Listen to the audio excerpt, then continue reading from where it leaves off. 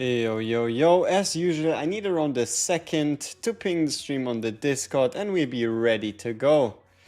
We can again have a look at questions and everything else in between on top. And I have something very interesting I want to show you, which has to do with some very nice Shizuru interactions that you might or might not have heard about and or are expecting.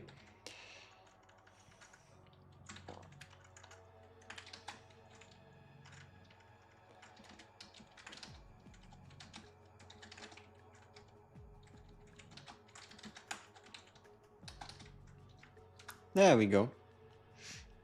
Alrighty. Let's see, is everything else in order? The chat exists, which is a plus. Let's make sure we get it into the right spot. Right here. So that's good. There's a white bar. Why is there a white bar? I don't know. So let's fix that white bar. Who needs to see an ugly white bar? Let's make the game a little bigger. There we go. I should have fixed it. That's nice. Oh, also, did you know that for some reason on mobile the lobby screen is longer? Like, for example, let me actually move this. Yeah, no, this is kind of in the middle. Like on my phone back when I actually played the game. Let me see. I probably can't show it because it's just gonna get like blended out by the camera. But you can kind of see even further to the sides, which is weird. Is there a way to change the lobby music? I don't think there is. I think it's gonna stay the lobby, which I find a little sad because I really do like the Cassie's tune, and they could have given her some more like Japanese themed tune, you know? They really could have. They really could have.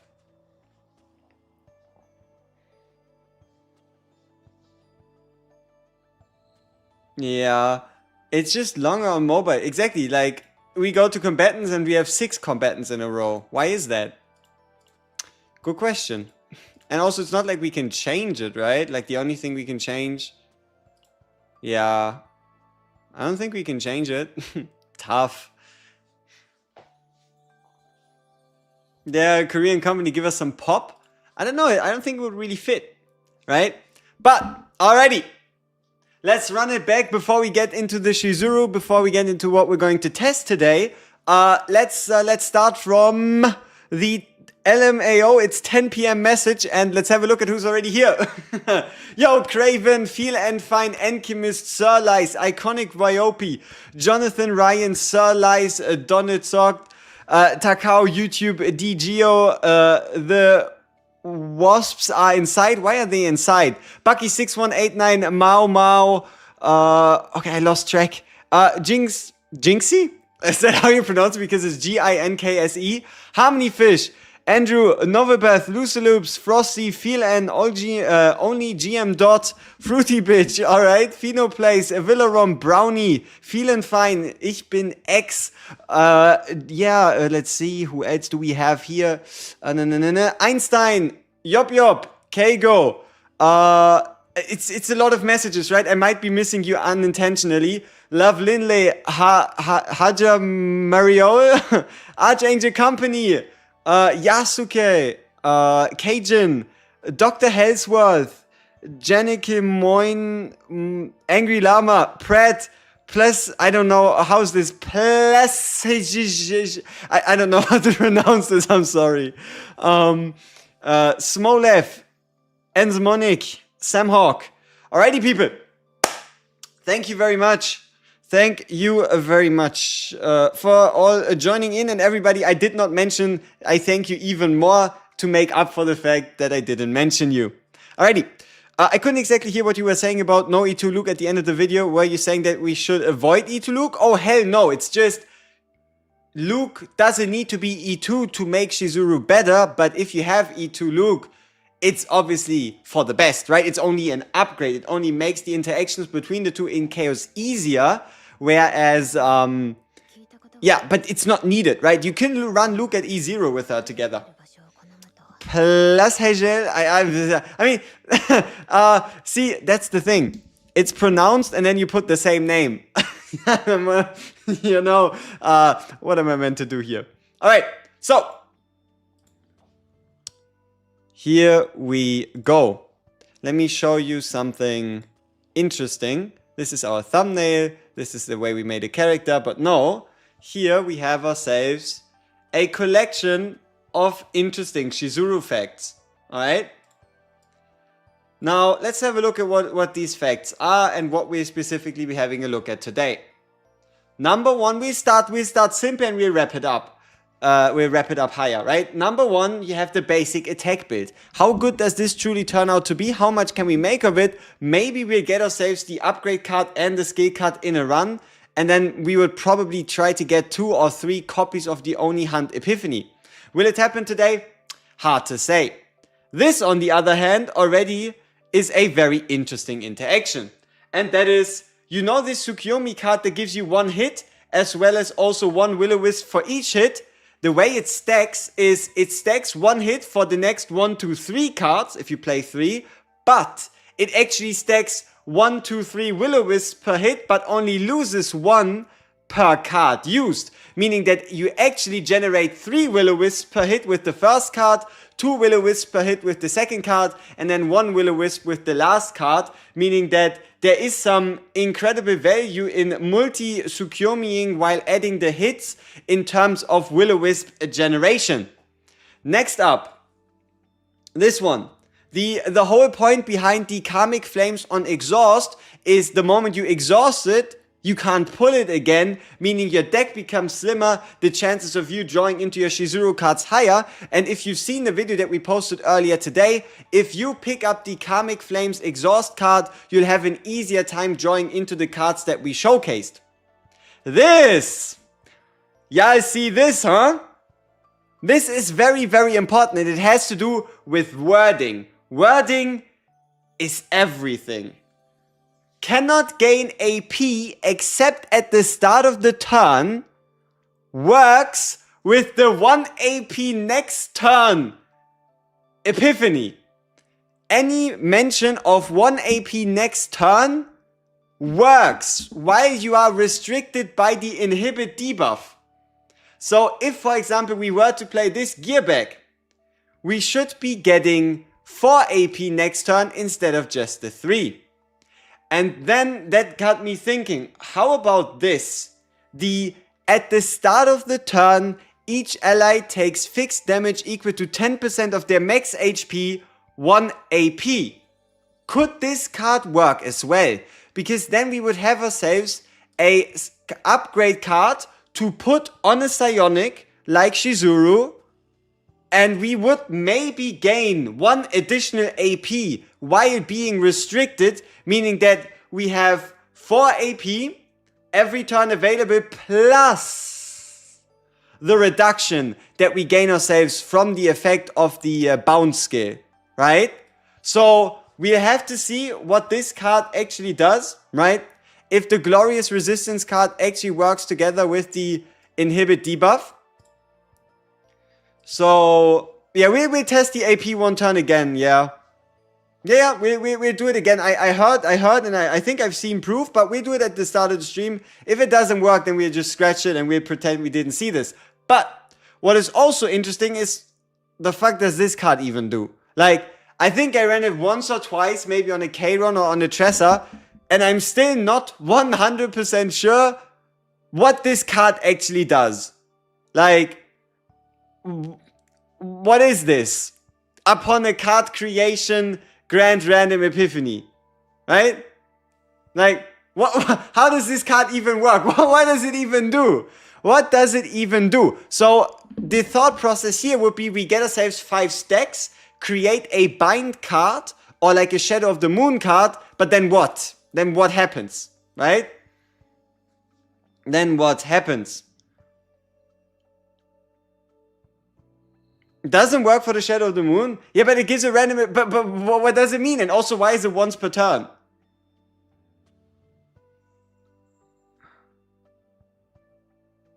Upon card creation... But like, would that be like getting epiphanies for Tresor daggers? Like, How does this card work? What does it do? I don't know. I don't know what it does. So we'll have to see if we can find ourselves an Instinct Ignition card. And then these other cards are just like general ideas to run with Shizuru, and these cards are just overall good, right? It gives one card a basic epiphany, like one morale or fortitude. So, meaning that, like, let's say I create a Chesa dagger. Does it count? Like, if I create a Chesa dagger, does the dagger then get 1 AP?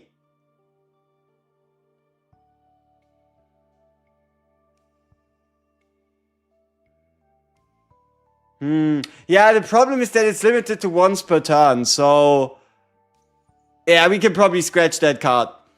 We can probably scratch that card then. That's kinda meh. That's kinda meh. I don't think we have to further prolong that. I also would have had to actually go out of my way to farm a Chaos Run. So, good riddance. That card can stay where it is. I'm not going to get out of my way to get it. So, now, what we need to do is we find ourselves a Mika. We find ourselves a 1 AP next turn card. And we find proof that it does in fact actually work. So let's see how long it takes me to find a card that has a 1 AP next turn epiphany. And then we go in and just make 100% sure that it works. There we go, we have a 1 AP next turn gear bag. So in we go.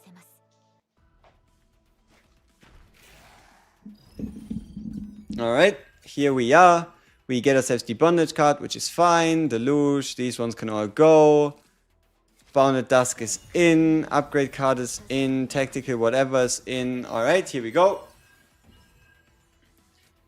The best team comp for Shizuru. I still find Luke, Shizuru, Ray to be the most intuitive one. Alright, let's heal ourselves here. Let's see if we can draw into the card. Yeah, exactly. See, the thing is, there's not enough HP on any unit in the game that would warrant you playing a full Luke plus Chesa build, because Luke by himself kind of just kills the units already most of the time. Alright, so we have ourselves a gear bag. Draw 2, 1 AP next turn. We play it out. And then by what we've heard, but by people told me, this is meant to work now. So we should now go to 4.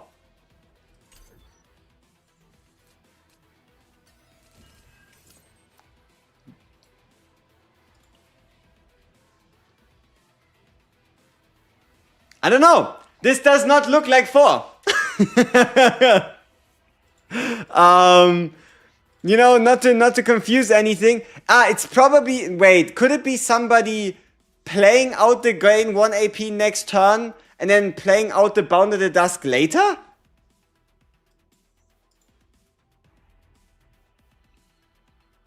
Luckily, we have a screenshot. We have proof that I'm not going out of my way to talk about shit that doesn't work. All right.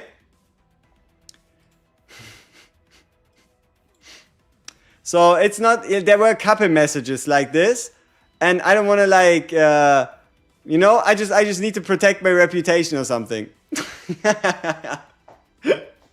So yeah, also you can gain AP with cards that say X AP at next turn. I tested it and it works. Unfortunately it doesn't. Ay. Sag. Unless we're obviously blind, right? So, then, what are the odds that the AP card actually works? Right? Maybe it works on combo? You sure? I mean, it sounds a little random, but, alright. But if it does work on random, and if it does work on combo, that definitely sounds like a bug rather than a feature. Is it more worthy to build a Yuki or Shizuru? If you don't have any AoE units, you're probably better off building an AoE unit in the first place rather than building a single target unit if you already have a bunch of single target. I got mine to work after the turn I activated the card, but we just did that. Or you mean it has to be instantly? Oh, also there were some interesting. I heard some interesting comments about how the immunity item. The immunity item was meant to protect you from the anti-AP. So, let's see if we can find ourselves the immunity item as a chess piece, just to rest that as once and for all. Probably not working. So, let's see if we can find this item on a save data. It should be that helmet. I wonder if I ever kept it. I have a lot of save data, so, we might be able to find it here. Maybe on a run I like quitted it earlier. No, that's the wrong helmet. Wait, that's all my save datas? What? Why do I only have so few save datas for my Mika? That's a scam. I missed it. Was it there? I did have the helmet. Oh, so I thought it was the wrong one, but it was the right one. Alright, let's do it again then. Anybody has an idea, like the last couple probably? Let's see. Bing, bang, bang, bang. But this one's the wrong one, right? Like, keep that in mind. Like, I'm quite sure, and this is damage reduction. I'm quite sure I would recognize the design. You know what I mean? Like, I'm decently sure I would have been able to recognize this if I had it. You know what I mean? Like, y'all are probably again one-guying me, huh? Just trolling me. It looks similar, but I'm quite sure that it wasn't there, alright? Never mind, wrong one. Alright. I'll forgive and forget. I'll forgive and forget. Let's continue searching.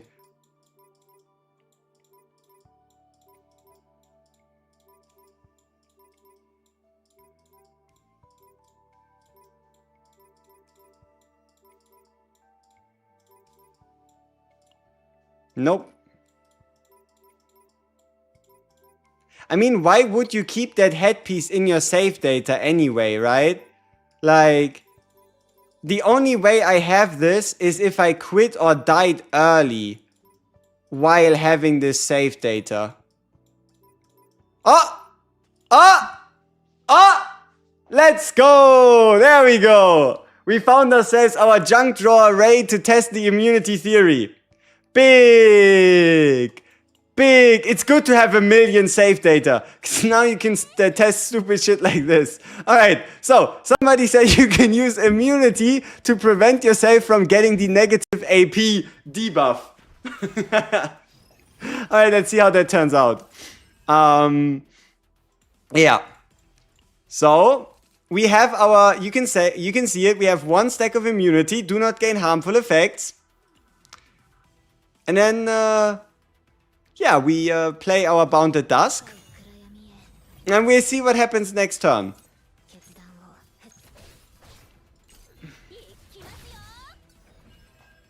Meilin works with Shizuru. Yes, you can absolutely run them in Chaos. I'm just not quite sure if you're gonna find like a bunch of synergy outside. So the immunity did get dispelled.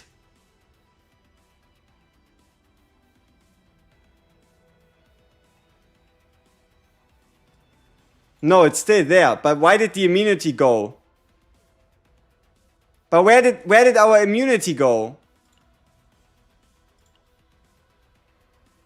Did the enemy use a debuff? Oh, 1 weaken. Shit, we need to find a different enemy. We need a different enemy then. So we need a different enemy that does not inflict us with a debuff first turn, and we need a way to gain AP so we can properly test it, which means we'll smack in a Mika with this right here. Should be decent enough. And in we go again.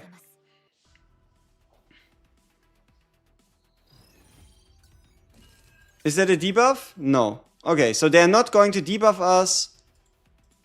But we're also not going to be able to draw any AP here. Alright, whatever. Bounded Dusk gets played. We go into the next turn.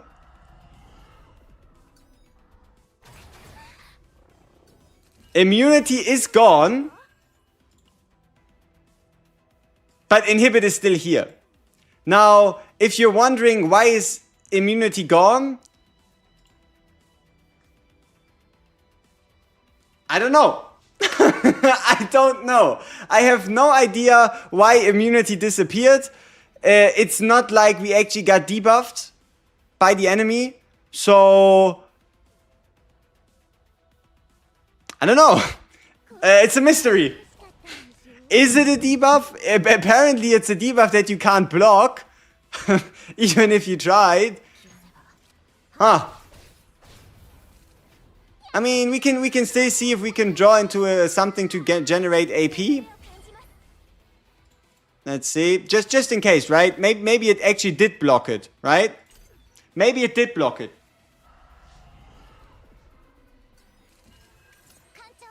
And then this should give us AP. Which it does not. But, I mean, okay, now technically you could argue, but we only had one stack of immunity, meaning it should have worked on turn 2. But I feel like this is getting a little unrealistic. Yeah, but where's our immunity going then? Like just as a general question. Where's our immunity going? You know what I mean? Like, this is giving more questions than it's giving answers. Where does our immunity go? But why? Or does this guy actually hit us for a debuff again? No, right? Or does he? I mean, the log... It doesn't really do much, but no, this should have worked. We pulled the Forbidden Hunger, we didn't draw. Yeah, exactly. There is no debuffs on his attack, so where... But where does the immunity go? Yeah, but it's not immunity to damage, it should be immunity to a debuff. The immunity is gone before inhibit takes effect?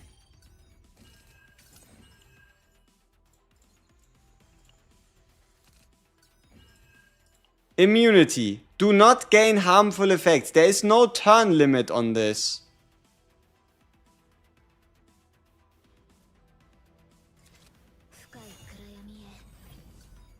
But why would it be per turn?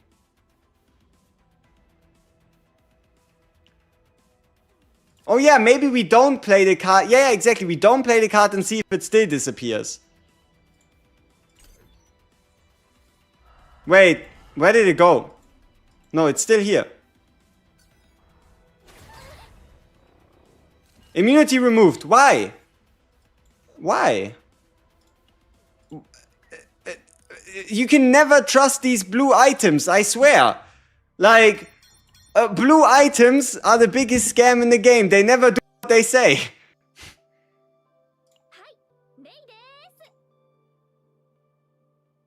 Like, this is clearly at the start of the battle gain immunity for one turn. Stress is a debuff? Did Ghost debuff me? Are you Alright, we go back in. We check out the Ghost, see if he does a debuff.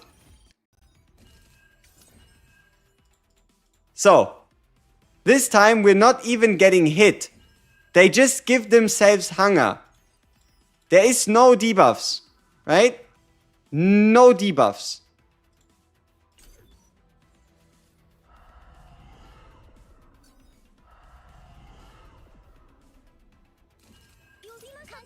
So they do debuff us. Huh. But how? This clearly says damage times 2. Where's the debuff? But where's the debuff?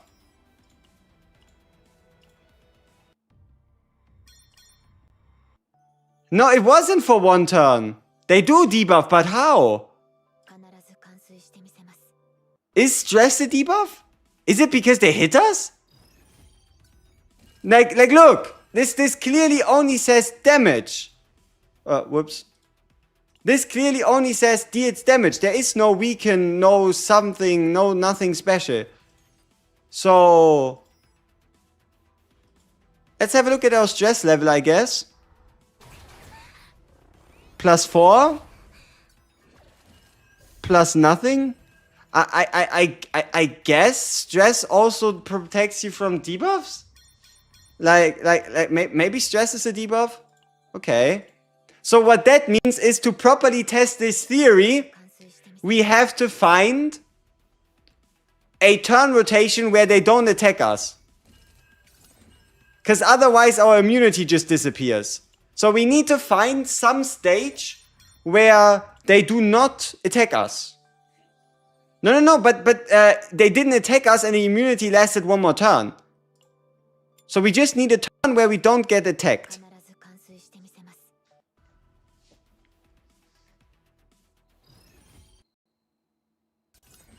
Okay. This looks like we're not getting attacked, right? All three of them have hunger. We have our immunity. Now we try Bound at Dusk. And we see what happens.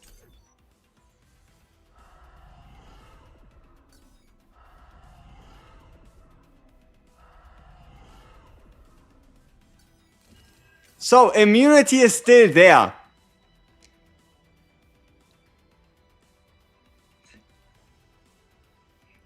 Alright, at least it doesn't stop inhibit. So at least we now know that even with immunity, you're not going to be able to stop this. And that somehow the concept of stress is actually a debuff that you can block by using immunity?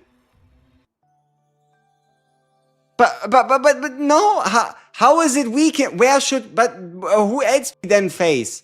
Okay, let's face somebody else that can't have weaken, okay? This guy.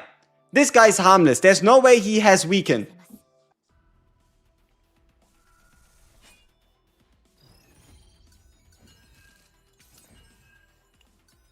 Right? Like these guys are totally harmless. Let's wait for the first time until it hit us.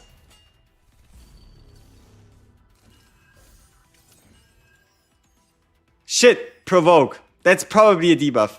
No, wait, that's a buff for himself. Does that count? I just need a simple enemy to smack me. Like, come on, how hard could that be? Let's take these guys. Alright, this dude. Lava breeding. I mean, okay, sure, bro. Go ahead.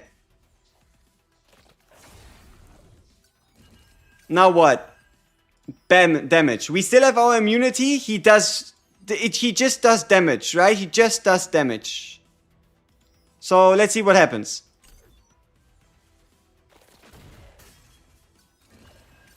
Huh? So the ghosts do apply a debuff. It's just not stated anywhere.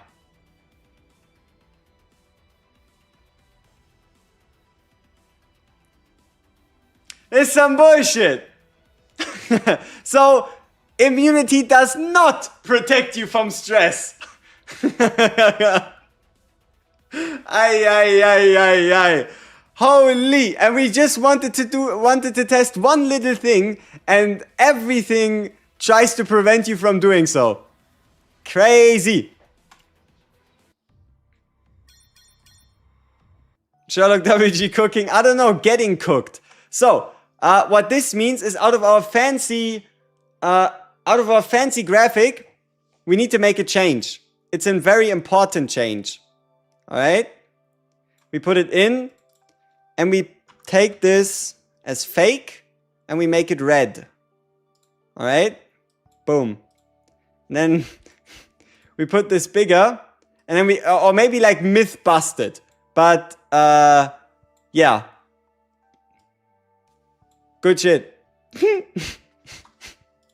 Now, I still kind of want to try the, at the start of the turn, each ally takes fixed damage, gain 1 AP. I know it's super unreasonable, and I probably don't have the card, but I still would like to try it.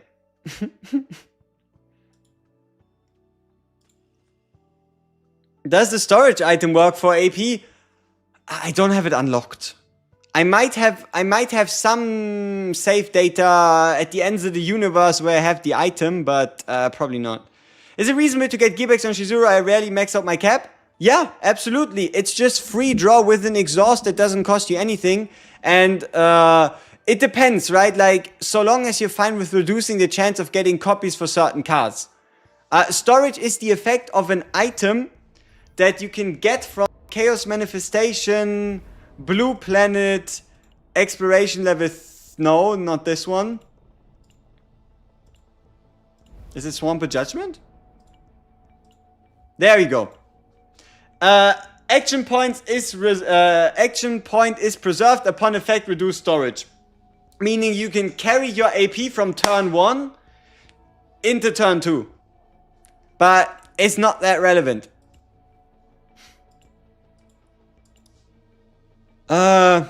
Surely the forbidden card that reduces cards works for Shizuru? Oh, absolutely it does. Oh, that it does. Like, keep in mind, people, anything in this game that says reduce card cost has nothing to do with gaining AP. Right? If you're looking for something that's a no-brain pairing, anything that reduces the cost of cards rather than giving you AP. My Ray build is purely for support purposes. She is super simple. So, she has no potentials. She's a level 50. She has the Arwen partner for some extra healing. And also, she has defense and max HP set.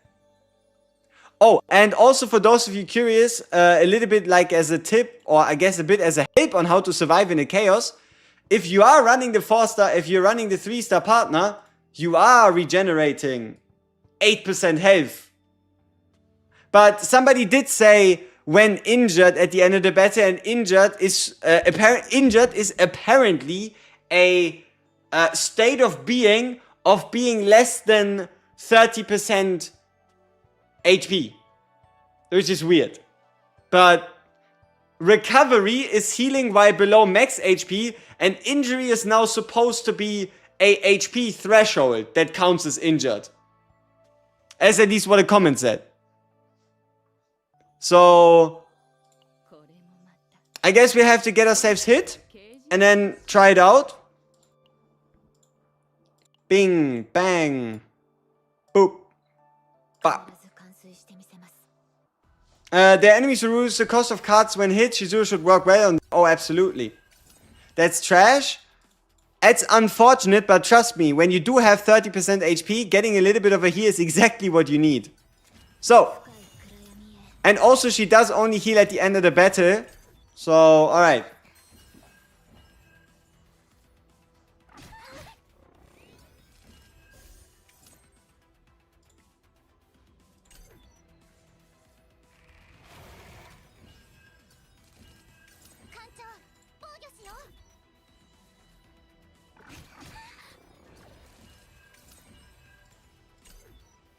So this should put us below 30, right? This is 20% HP, meaning if we kill now, or if we kill by the next time, we should be gaining a heal from the partner effect.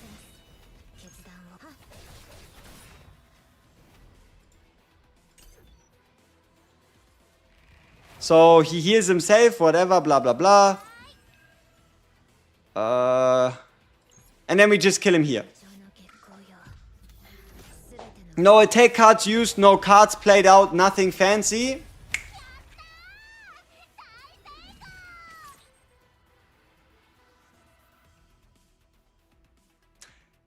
Does that only work in Chaos? Is this not considered a battle? Maybe?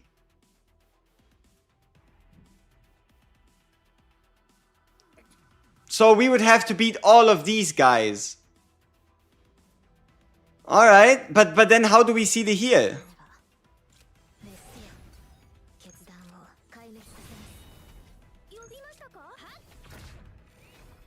Yeah, we wouldn't really see the heal, would we now?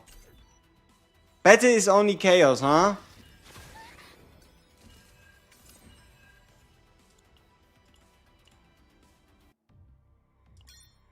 So you need to be below 30% and in chaos and finish a fight. Alright. Try and hyperspace. That's the same thing, no? We would have seen the heal at the end. Enemy waves would be considered the end of a battle.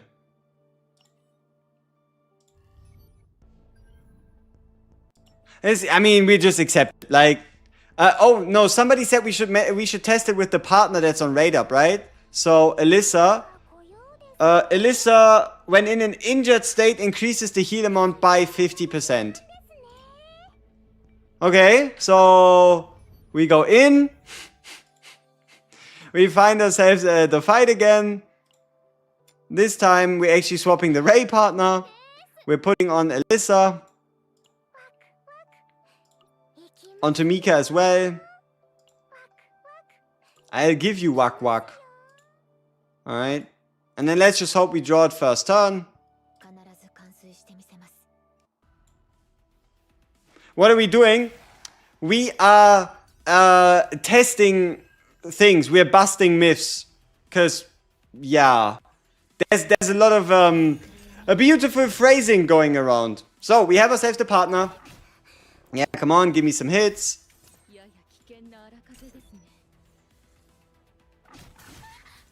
Okay, so let's have a look. Very simple. We play this out, we heal for 76. We undo the action. And then we just let ourselves get hit again.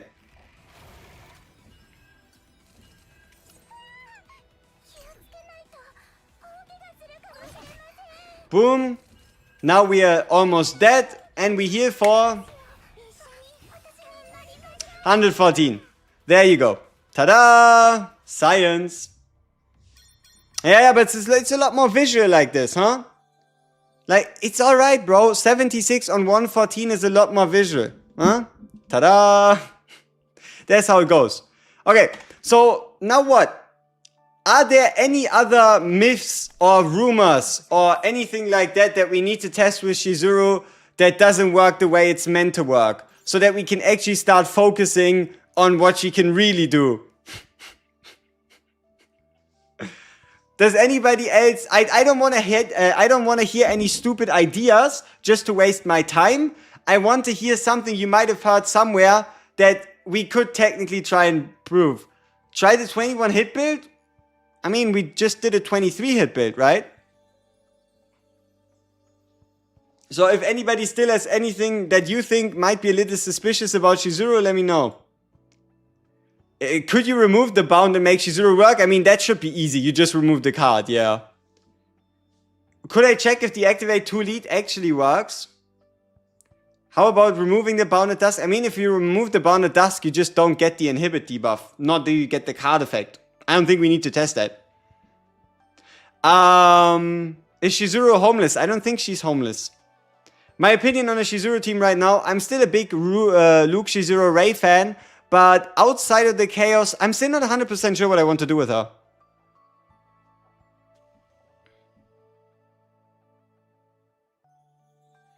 Bound at dusk, the rightmost epiphany. This one. Do you think the 0-cost Tsukumi eats the effect? No. Like, this only goes on cards that can actually be cost reduced. Luke or Shizuru.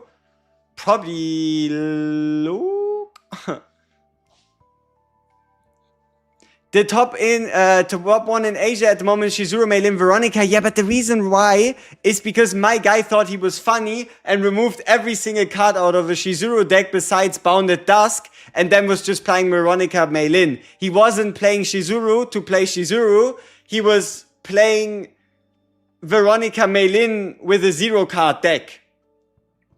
So, I don't know. Like, if my guy at least used this card, like if this was the only card in his deck, then I would understand it. You could be like, oh, okay, so he's using Meilin Veronica to continue generating continue generating stacks for her while still having a 0-card deck. due to the card exhausting itself, but that never happened.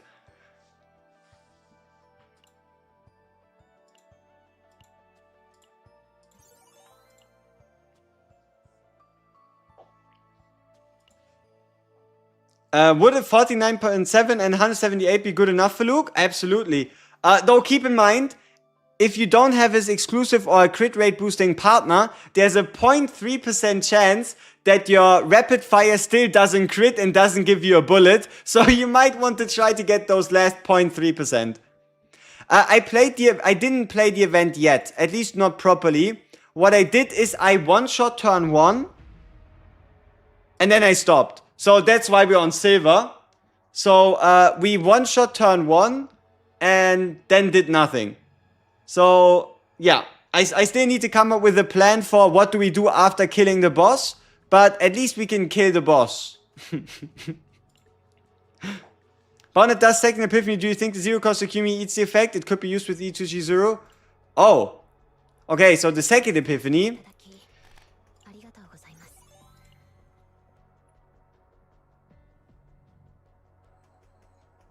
Do you think the zero cost Tsukumi eats the effect? I mean...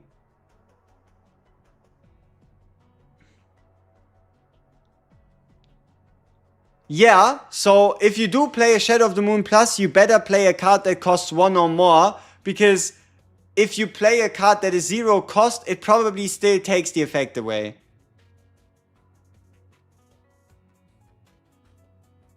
Is her new set Biz? Oof. Honestly, for all... I did a bit of farming, having a set already somewhat prepared. But even then, we still need a key, right? But even then, I don't know. At least not... Like, if you're playing the stacking Moon Shadow deck, right? Then it doesn't seem to be the greatest. Yeah, I fought the Jabba the Hutt dude. But, I see... Okay. For those of you that were here yesterday when we fought the hidden boss... There is a chance that when you fight the hidden boss, you can actually get a purple armor piece instead of getting just golden ones. And also, you don't have to skip a Divine Epiphany to get it. You can just skip, you can just take the Divine Epiphany and then skip like a reduced stress or increased credit event to trigger the forbidden boss. You're tired of 2-piece? It's just good, right? Are partners not worth upgrading? Oh, partners are absolutely worth upgrading. It's just that it costs resources, right? Like, they give you flat stats, and obviously these flat stats become better. But no, absolutely worth upgrading. Which does remind me, we can maybe use the event shop. We can use the event shop to get some partner upgrade materials, so I don't have to farm them. We can't. Because I already bought them. Heh. Alright. You have to finish the story to trigger the hidden boss.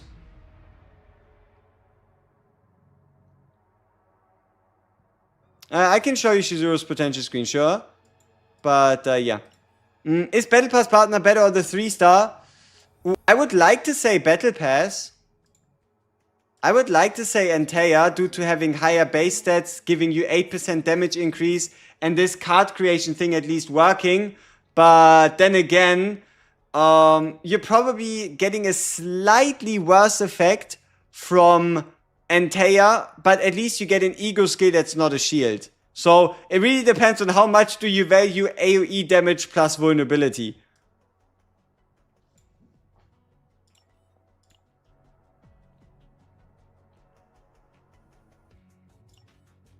My current opinion on the next 2 partners to get, we obviously make a video the closer we get to level 30, but my current opinion is probably somewhere between Solaya, Serathea and Antea.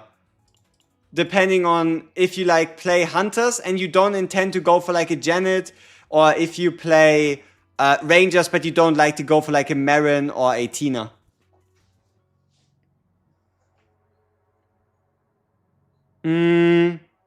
Is it now better to do zero system? One problem I have with the zero system is you cannot quit. Like, in most cases, you cannot quit the zero system because the moment you quit, you lose the planet. So you would have to fully finish the run to actually get your planet back. And then also, you aren't that, like, I think you actually have to really grind so that you can get a tier 13 save data. Like, the ability to get tier 13 and tier 14 save data out of the season chaos is, it's a lot. Like, it's very valuable. Best way to get a good deck for your characters? I mean, currently it should still be the seasonal chaos going in and then playing until you play until the Forbidden Tunnel, see what you get out of the Forbidden Tunnel, and then you do a check. Okay, do I want to finish this run because I have a card I want to copy? But if you don't have a card you want to copy, you quit and you do it again. How would a Shizuru, Hugo, and Tressa comp work? I mean, you would definitely not be able to play Shadow Reload Tressa, so you would have to find a different way to generate your daggers, and then it's just simply Tressa daggers enabling both the Hugo for the follow-ups and giving you an extra Will-O-Wisp for your Shizuru. Is Shiro now a must-have with this crazy combo? Hell no. It's just a fun combo. Like, I could do the same thing if I were to just play Luke and turn 1 the guy, right? Yeah, we Shizuru Chaos Run team. I really like Luke, Ray, Shizuru. Shizuru, Tressa, Ray was good as well. Let's see. I think we have the image somewhere here still.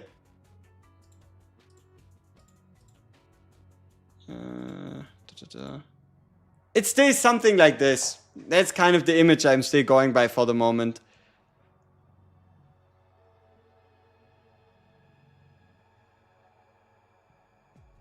How will Shizu, Luke, Cassius do instead of Ray? I mean, compromising damage for draw. with specific epiphanies really fucking good, and outside of the chaos surely goated.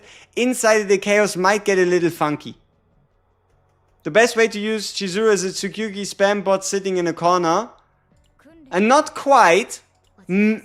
Mathematically speaking, you should actually be spamming both Oni Hunts and Tsukuyomis to equal measure. The reason why I'm saying this so explicitly is because I did the math. You know, I did the thing. But yeah.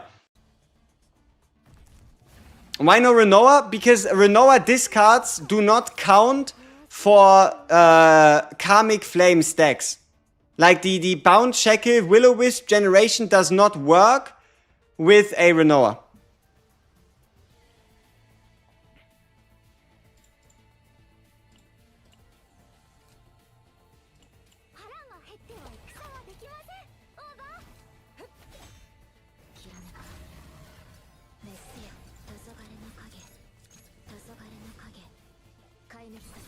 No, counters are not attack cards. See, it's all in the description. When hit by an attack card, that is not a bind card, right? So it's all about the concept of either getting hit multiple times from an attack card, like, let's say, getting hit double here, or by the, you know what I want to say, right? But, yeah, get my drift. I mean, the only viable Yuki and Shizuru team I can see for the most part is you either play very AP efficient Yuki, very AP efficient Shizuru together, but I would only really run that in like an AoE chaos. So let's say for some reason I really want to play Shizuru in the Order Planet, right? If I want to play Order Planet and I want to play Shizuru, I can pair up with a Yuki, you know?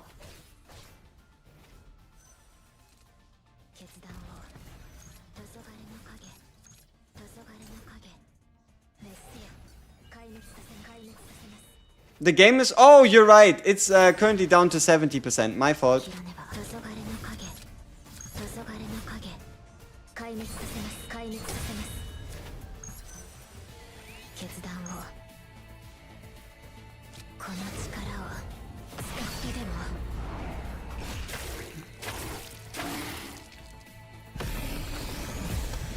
Yeah.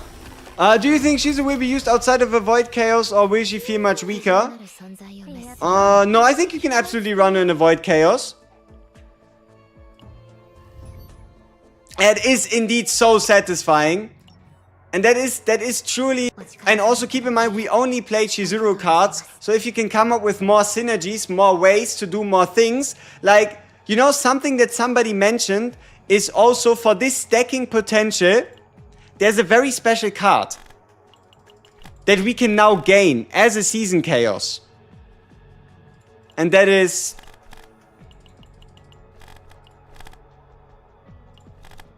this right here. Yeah. All of a sudden, we could. Let's talk theory here. We could get ourselves 5 Tsukuyomis in a turn, meaning 10 extra hits per turn. Or in reverse, let's say we get ourselves 6 extra hits and plus 240% damage per turn. That's 80 points, so just smack it on a support. Why would you smack that on her? That is not a seasonal card, yeah, absolutely not. But you can now get the seasonal save data icon by getting a Forbidden Tunnel on the Order planet, which gives you, what does the seasonal icon from the Order planet give you the opportunity to do? This! So you can now go in, farm your seasonal decks on the Order planet, giving you the ability to find this card as a seasonal deck. Is somebody saying Yuki? What? That's crazy. So yeah. Spirit Key Fox you could then use to duplicate any of the stacking cards even further.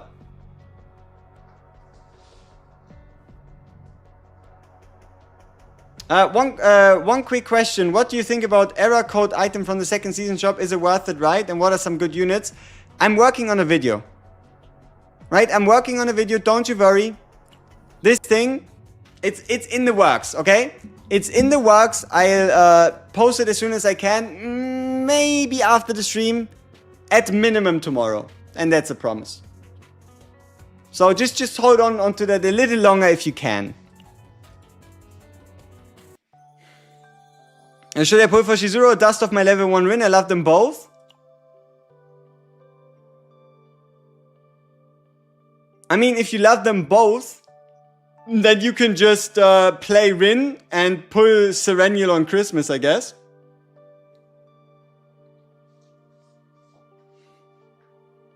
I mean, we get one of those next season as well, maybe even 2. Maybe they even change that. How do you find the Forbidden Spawn in Lab Zero Chaos? You go into a Forbidden Tunnel while having completed the storyline quest, and then you pick the question mark option.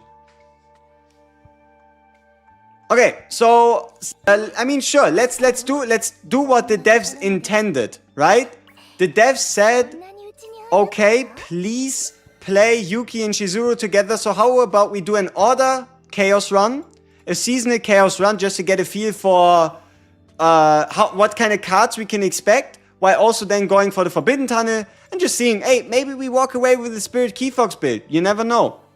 You never know, so we just steal our Luke gear right here. Try out, maybe we find something super special about Yuki Shizuru.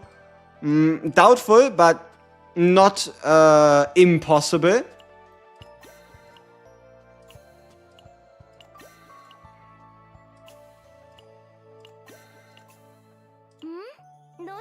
Alright.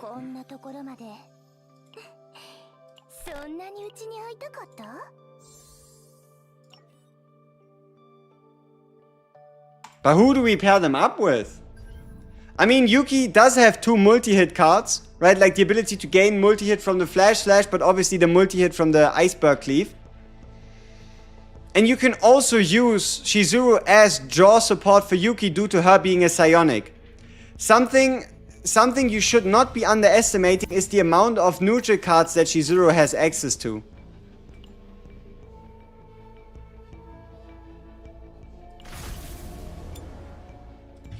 Alright, so tier 13 is the only thing we can find.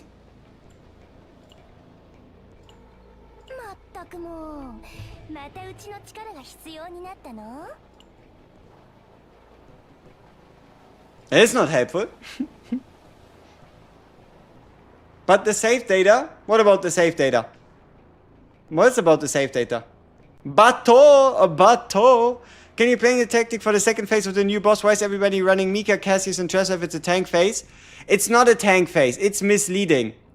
Let me show you a video of somebody that got a high score, and you should get an idea on why it's actually not a tank phase and why the 300% multiplier is just kind of like a big scam. All right, we'll have a look at it together, and it will make sense in a bit.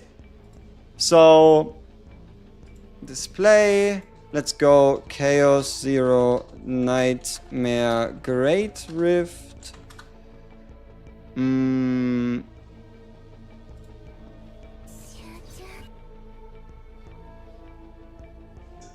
I need the scoring. Okay. Let me see. I know I saw it somewhere in the history tab. Let's see. 15. No. Is it this one? No. Oh, maybe this one. Yeah. All right. So, have a look at the final score. And now it should make sense. Alright? Look at the way this is scored. If somebody gets an 800k score, look at this. Shielding score, 1000. Healing score, 9000. Damage score, 268,179. And then a plus 55, blah, blah, blah, blah, blah, blah, difficulty, right? So, unfortunately, the healing / shielding isn't as big. Yeah, unless you can find a way to heal for 1,000,000 damage, I don't know. I don't think it truly does that much. If you're curious about the what he played, here, this is kind of like this last turn. It's just Chessa, Cassius, Mika, and then it's just a bunch of agony ticking at the end, going higher and higher. Would shield score go up higher? Yeah, sure, but not by a lot. Like, the most important part is still that the guy has a fuck ton of health. Right? Like, look at how much health the guy has. If you can manage to do big damage to the guy, then you get big score.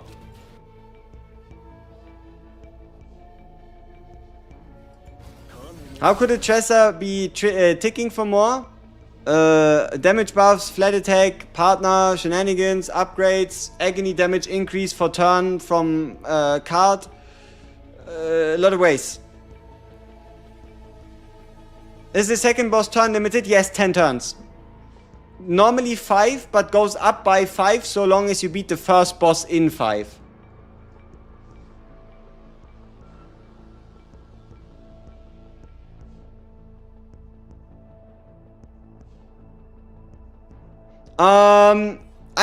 I ran Rin Shizuru together yesterday, and while it wasn't the most amazing combo ever, they had absolutely no trouble taking on the Season Chaos.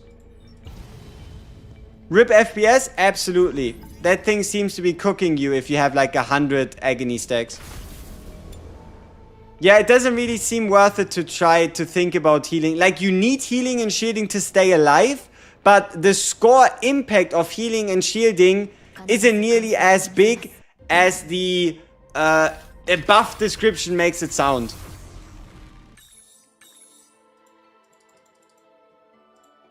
Yeah, the boss is also hit limited to 8 per card, yeah. Shizu M2 or signature? Shizu M2.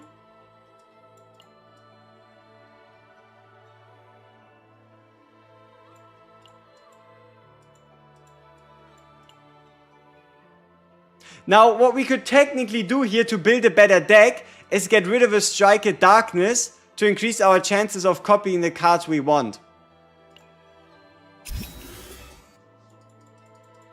Still reading the event story part 2, must I rush to unlock? No, you have 20 days.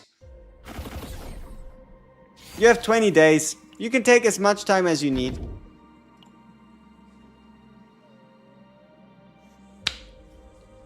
Now, if this isn't a Spirit Key Fox in the making, then I don't know what is. Now, if this ain't a juicy Spirit Key Fox, I don't know what is. Dev account. Yep. So now we just have to find a elite area. And that elite just needs to be a Spirit Key Fox. And we're golden. Yep. I got that connection, you know? Now I feel a little bad for deleting one of our... I feel a little bad for deleting one of my Ray cards. Maybe I should have deleted both Ray cards now that I think about it. Heh, oh, whatever.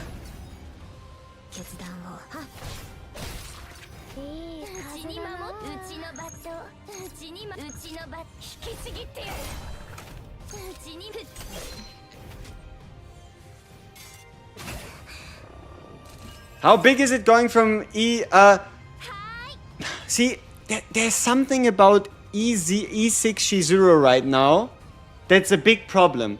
And that is what we were shown on the English official game stream is not matching the in-game description. The official English and the official English stream said, and I quote, increases the damage of the Crimson Shard, whatever, from 10 to 15% and adds the extra hit. Current in-game description only says adds the extra hit. So you're losing 15% damage for no reason. Now, there's two outcomes for this. Number one, the English stream was wrong. Or number two, our in-game description is wrong. And unless we find somebody with E6 Shizuru, it's hard to tell what is the truth and what is fake, right? Like at this point, I feel like the in-game description is probably wrong.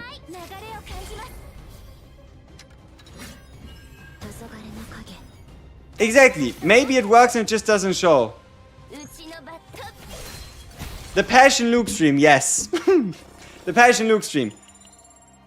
It has, I checked it again, and it has it on there. It specifically says that the E6 increases the stack count to, the stack value to 15% while also giving the extra hit. Yeah, they've fixed the Tsukuyomi hit for allies in a bad way?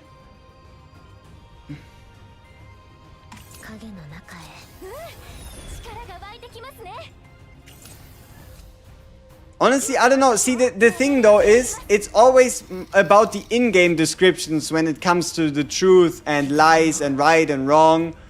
So, who knows? Hoping that the live stream was wrong and it was changed afterwards because I don't want to E6 every new character. I mean, you don't have to E6 her, even with, like, I gotta be honest with you here, even if the E6 worked the way the live stream said, I still wouldn't E6 her. Duh. Like, period. That's that. Even if.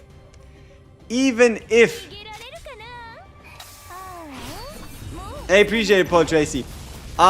See, that's the question. What we're kind of trying to figure out here is if are actual other chaoses now better or worse, huh?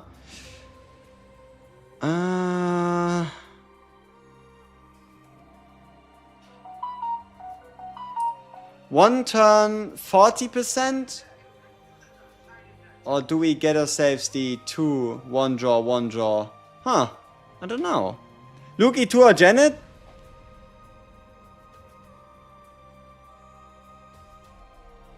For Chaos, Luke E2, outside of Chaos, Janet.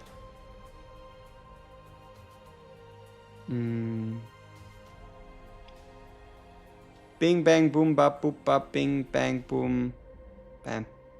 Yeah, let's go with the middle one. We'll be fine. Best Yuki team. Now that's a good question. What I really liked was just Mika, Yuki, Ray. Hey, Flower of Life. What's this? What'd it do? Lulu. Okay. Oh, 2 cards. That's a lot of removal. If at max HP plus 50% damage.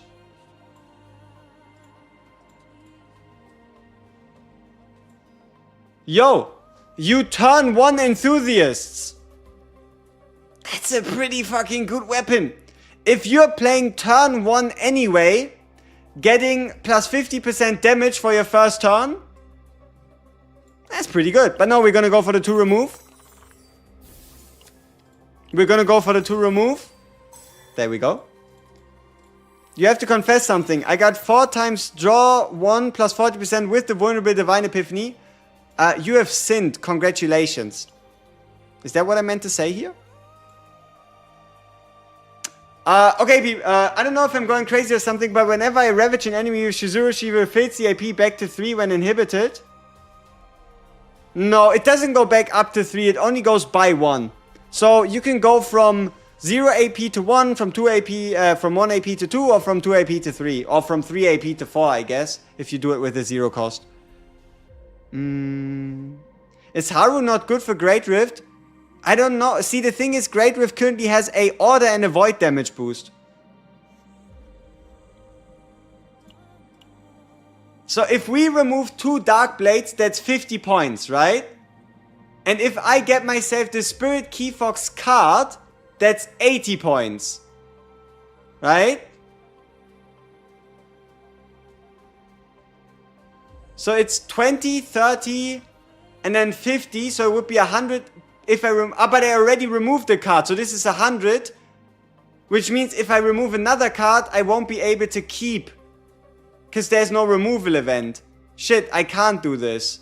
Because if I do, I wouldn't be able to keep the monster card even if I do get it. So... now you might be running, okay, dude, why the fuck did you remove the unique card then? I did not expect the fate.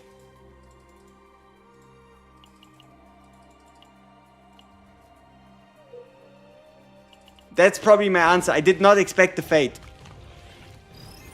You're at tier 13. No, don't bother with points. 150 points disappear faster than you can blink sometimes. So, yeah. Yeah, monster card would be 80.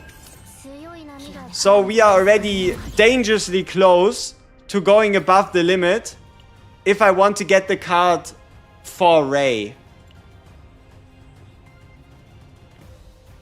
Yeah, monster card with divine is 100.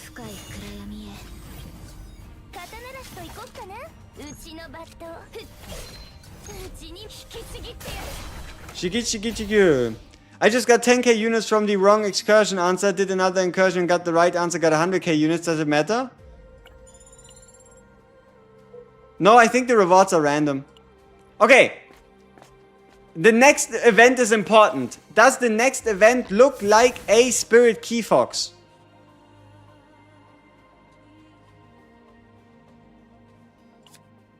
I kind of want to fight the egg. This is probably pretty stupid. So we just go. No, this does not look like a Spirit Key Fox to me. Like this Spirit Key Fox I know does not look like that. This also does not look like a Spirit Key Fox. This is a scam. This is not what I was looking for.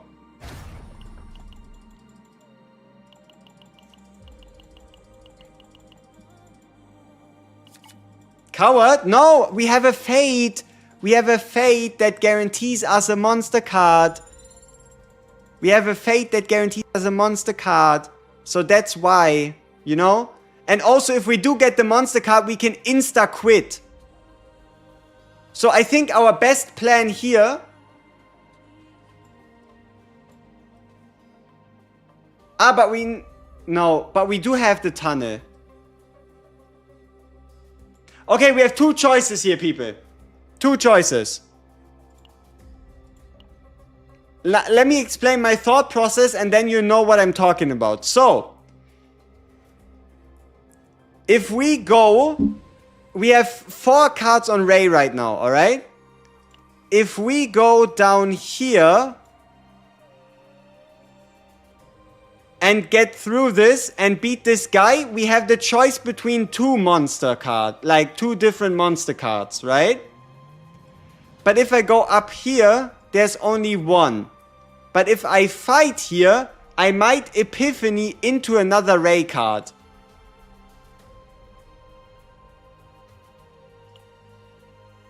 That's kind of the idea here, right? Like, trying to fight the least amount so I'm going to a Ray card, right?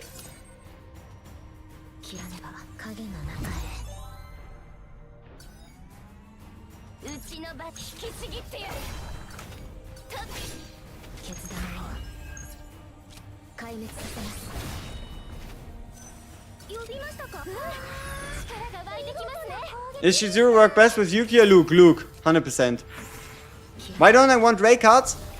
If I'm going with the Spirit Key Fox deck, especially if I want to use it as like a support deck, I would like to try and keep the deck count as low as possible. Because then I could try and pull off some fancy shenanigans while having to do less drawing.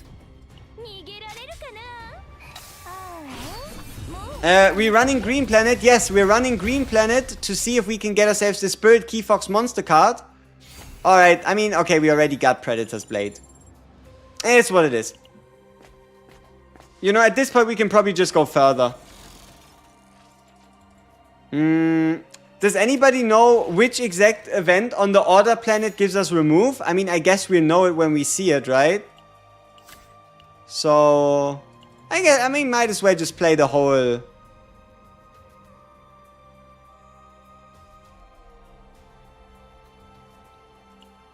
What have I done?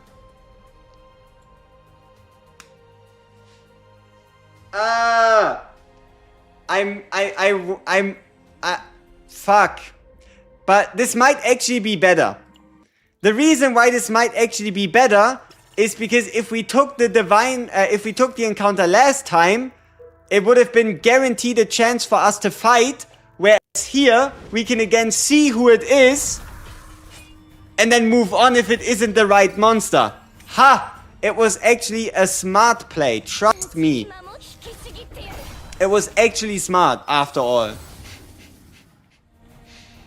Yeah.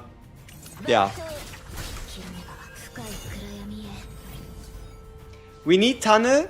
I mean, they did say any map that is labeled as having a divine tunnel would make season decks.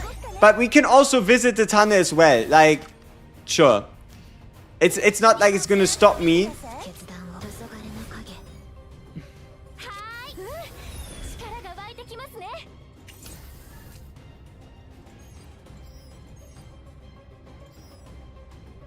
I forgot to apply the card, didn't I? Sad. Still some nice cards. Oh, the Shaman / Solstice lady has the remove card event. Alright, thank you for the tip. Appreciate it. Is there a reason to avoid making the deck seasonal? No. There should be no reason to try to avoid making the deck seasonal. This is not a Spirit Key Fox. Clearly, this is something else. I guess this run is going to go on a little longer.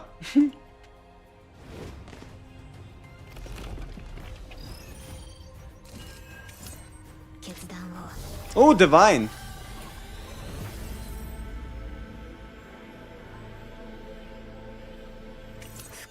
This is just the best epiphany. The double cost reduction.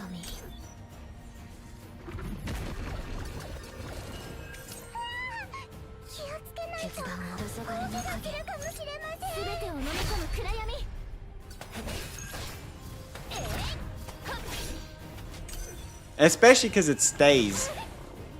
Does the icon indicate which elite we face? Yes. Like, I think you can tell, you should be able to tell by the icon if we're going to face the Spirit Key Fox or not. At least for the Spirit Key Fox, I'm quite certain. Wait, am I dead? Oh, fuck. Huh.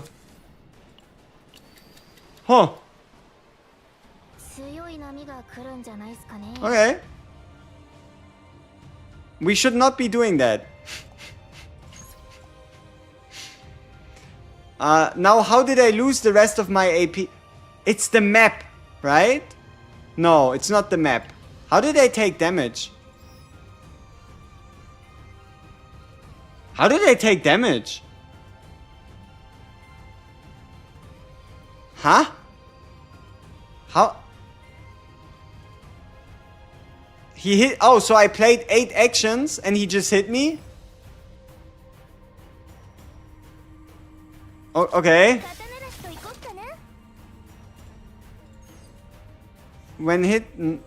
No. Huh?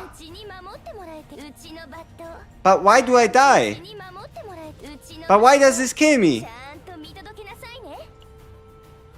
Huh? But what? Wait, let's see. Star Coil. When it...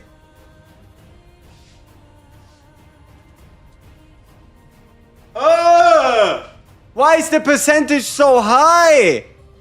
348% damage? Ay, ay, ay, ay. Why is that so high? Ay, ay. That's a lot. What do I do about that? Like, how do I prevent this from killing me? Huh. Now that's a good question. How do we get ourselves out of this situation?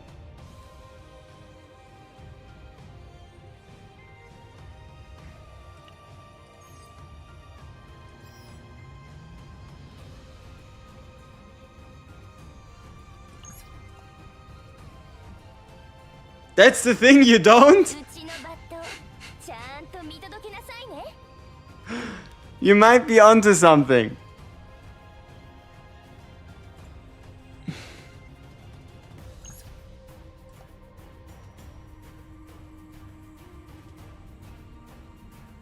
Escape? But what's the point of escaping? Indeed, we might just die. Like, even if we don't kill him, we're kinda dead. Oh, but this does not kill us yet. We can actually get 2 attacks off.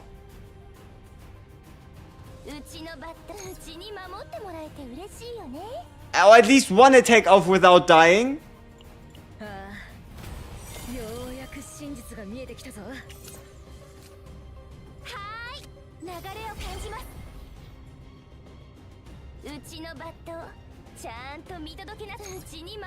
Yeah, but there's no way that's enough damage, right? Yeah.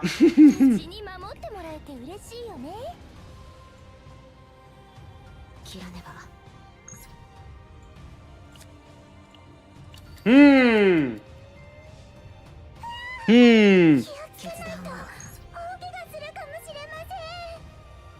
1386. I mean, that's a lot of damage. Do we have the debuff on him? We do. But this doesn't give us enough stacks, unfortunately. Crit, please! No! Yuki, you stupid bit. So close. Maybe we use a different skill. Maybe we use a different skill and it's going to crit. Right?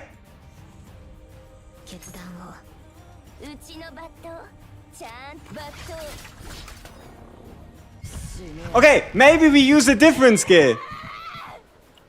And it crits.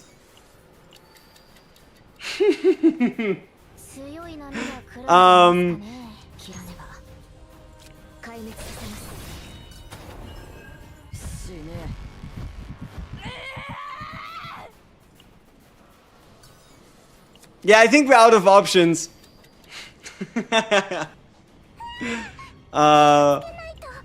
Yeah, you're right. We can go 1 step further back and indeed get the morale before the Shadow of the Void, and that could save us.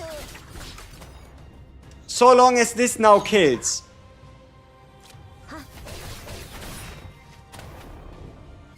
I swear this is some scam. That it does not want to crit when it counts. Ay. It doesn't look like there's a reality in which we make it out of this alive. Regardless of anything.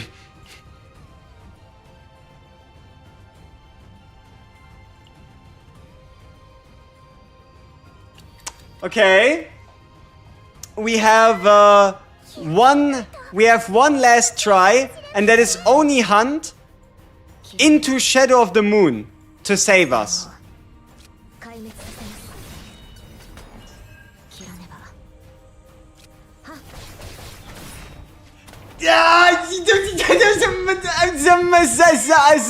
Like, this is not 50% crit. How is every combination failing? This is annoying. Man, this is some bullshit. Wait for daily reset, but for what? Let's undo our current turn. Nothing changes, right?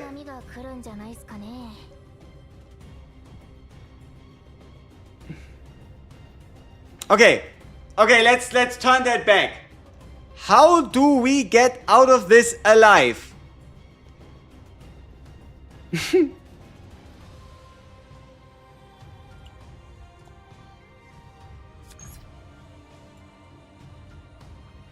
No. You did say you don't, but...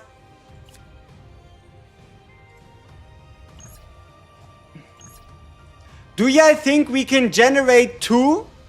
Do y'all think we can generate 40% of an ego skill to pull out the Moonlight of the High Tide skill? Because we need this to survive. If we do not heal, we are barely able to play out one attack card anyway. So we heal.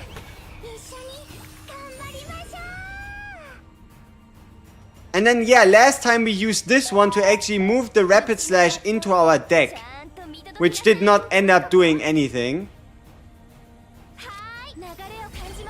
So maybe we can get enough for the Shizuru skill.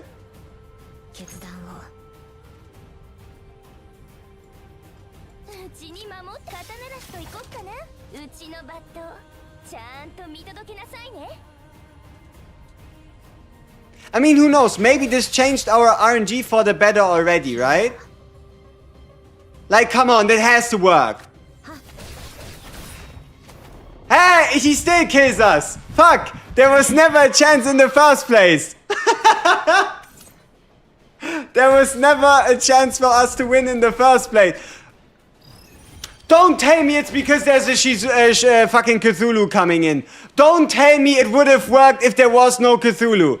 Hey, please don't tell me that it would have worked if there was no Cthulhu, because this would have been the worst shit ever. Like, don't tell me that we actually took the damage just because there's a fucking Cthulhu after. That's bait. They played every hand they had. This was scripted from the start. This was scripted from the start. We can't even escape. They don't even let us go. They don't even let us go. This was rigged from the very beginning.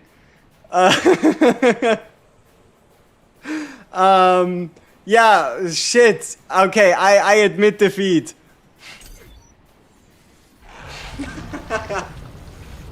This is some divine scam.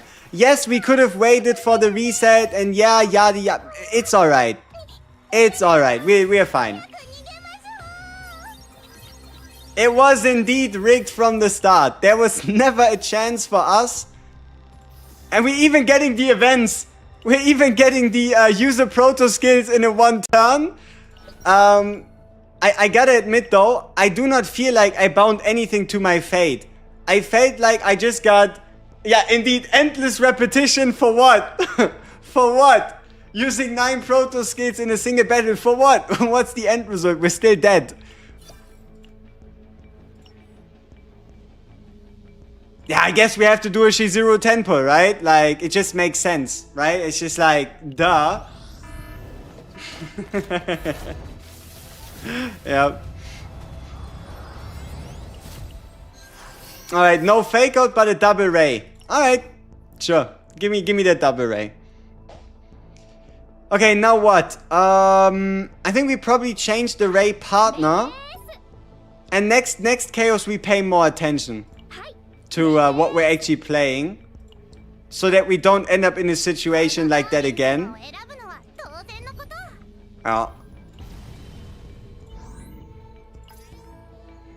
But this is only tier 11. Okay, how long does it take us to find a tier 12 planet? 1 refresh? Only tier 11s. 2 refreshes. A tier 12, but it's blue pot. 3 refreshes. A tier 10. Or a tier 12 in the City of Mist. City of Mist wouldn't be too bad. And also it's really fucking expensive. On top of everything. This might be the biggest drawback for why Seasonal Chaos might still be superior to Standard Chaos. Just like the sheer cost of trying to find high tier maps. Because the only other way I can think of getting high tier maps is, oh, there's a tier 12. Would be playing full runs on, like, you have to play a full run on a planet to get a higher level of that planet. So it would be very time consuming. It would indeed cost a lot of time.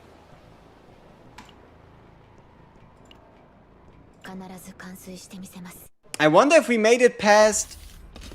I think we made it past the waypoint, right? So maybe we get the fate again. Maybe it is all scripted after all.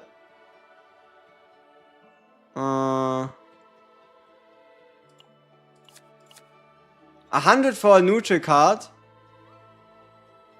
I mean, I guess. Ooh. Probably reorganize. Just goes nicer on her. Best mail-in partner? Probably Scarlet. Unless you play the increase crit chance by 30% and lose the passion weakness effect. Okay, so no guaranteed monster card this time. I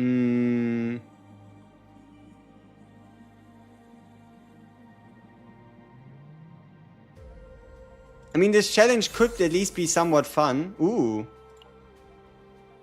I mean, it's a fine weapon.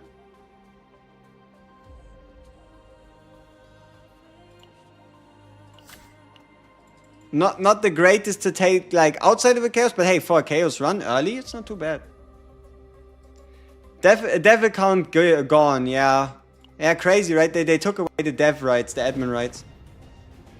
And the gear set increases 1 cost crit damage. Does it mean for starting cost or current cost? Current cost. It goes by current cost, not starting cost.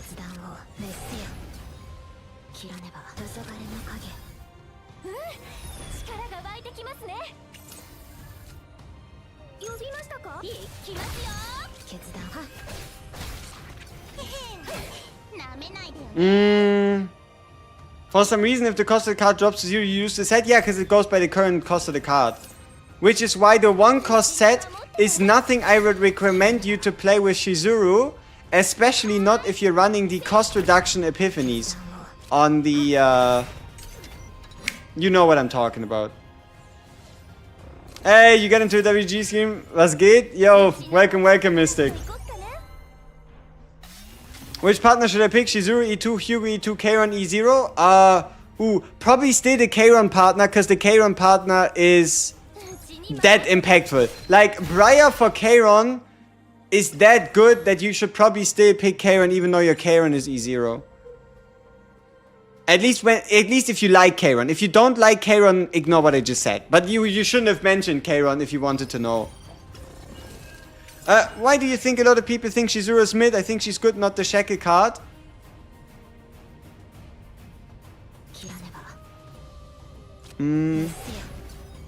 Yeah, I don't know. People just like to hate? I don't know. People having a lot of fun being negative. I don't know.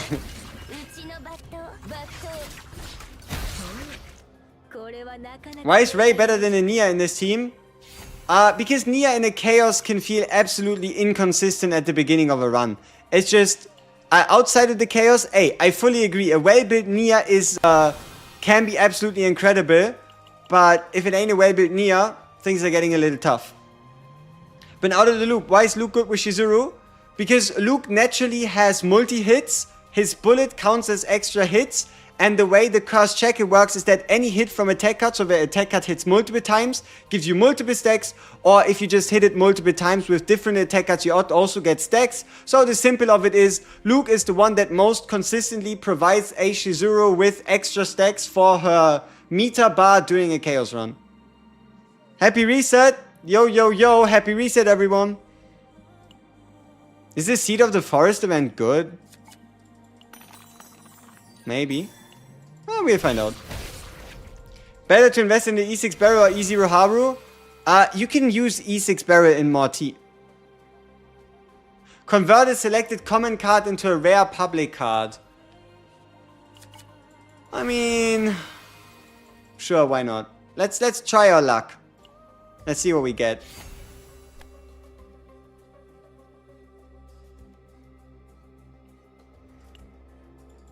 Yep, we're selling this at the next opportunity.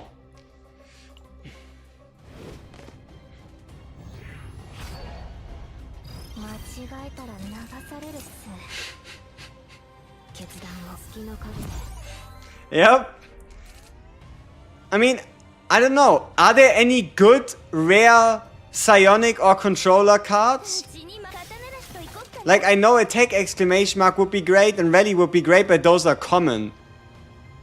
Gearback and Reorganize are fantastic, but those are legendary. Rare ones, though? I don't know. I don't think there are... There's nothing that comes to mind as being particularly good. Because it was a guaranteed rare public card. So maybe we couldn't have won no matter the outcome.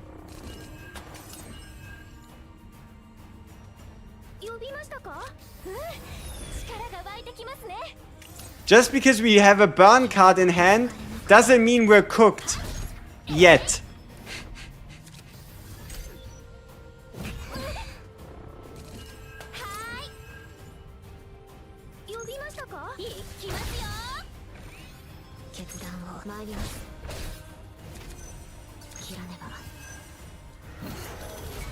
Is Shizuru Yuki a thing? Only on an AoE planet. In any other scenario, I just don't see it, you know? I just don't know what would be the outcome that you'd be looking for, kinda. Like, I don't know. What would be the game plan if not on an AoE planet? Oh, the Explorer of the Void. Yeah, but I feel like that's a little too specific. We're not using that many cards after all.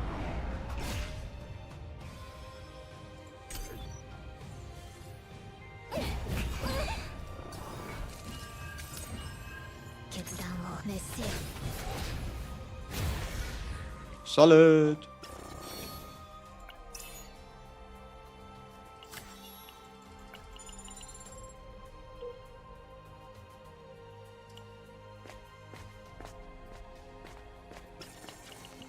Low.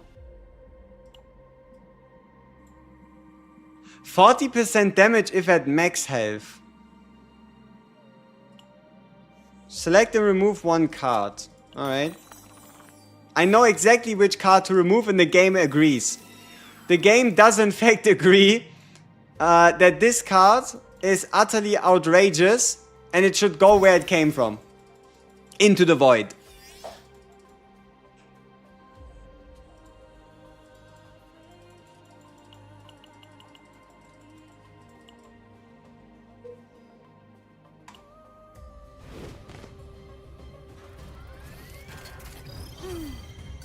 When were they at the shop to buy, do something with the dupes? I don't know, maybe they'll do it as the Christmas update. They did say a future update. They did not mention if it's going to be Season 2 or if it's going to be the third update for Season 1. At this point, it could be either, but I would love to think that the devs are just holding out on us to surprise us for Christmas, you know, as like a, here, you've been so nice to us, and we had a little trouble at the start, so how about we give you the dupe shop on Christmas, huh? That sounds like a plan, doesn't it? No, I obviously did not use my... I mean, okay, what means obviously? I did not use my 5-star dupe, and I will try to work on a video as soon as possible. The only reason why I'm not working on a video right now is because we're live. Yeah. Ah, fuck, I should have went live making a tier list. Right? I should have went live making the dupe tier list with you together. Huh. But now our stream title is already set. And you're here for Shizuru testing. So, such a conundrum.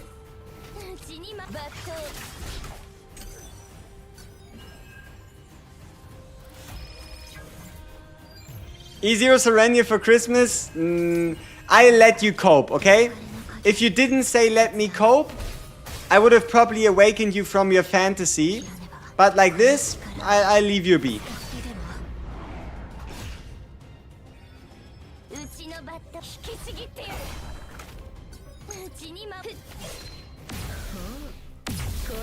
Not gonna lie, I think I might use your Omega for Haru. Sure. You want to use Anchor Shot at any cost? Just Anchor Shot him to death. Also, where's the tunnel here? Ah, there it is. So if we go down, we can't get the tunnel anymore. Alright. The Omega Code permanent, yeah, it has no expiration date. You buy it and you can keep it in your store until anniversary, collaboration, anything along those lines, right? You can keep it for however long you need until you need it.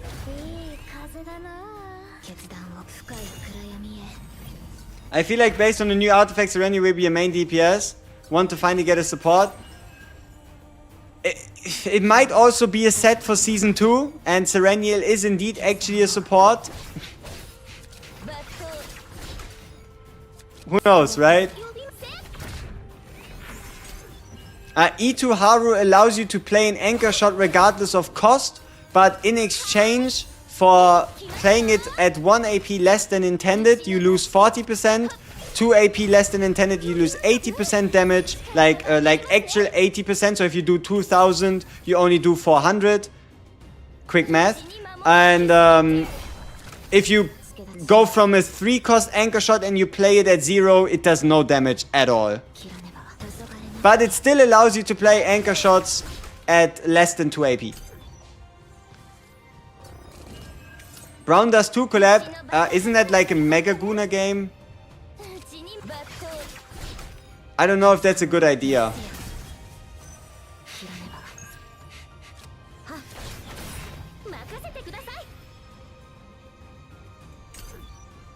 FMNP is only working if lead effect itself is not activating.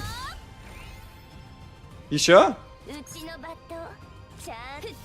Very good idea.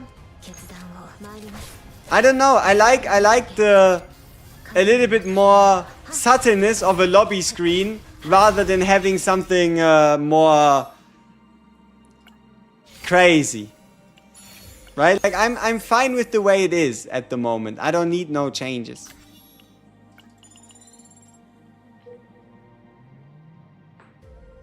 Hey, it's this guy again. Arknights collab? Hey, anything. I take any collab so long as the IP is something I like. I like a lot of IPs, so we should be good in that department.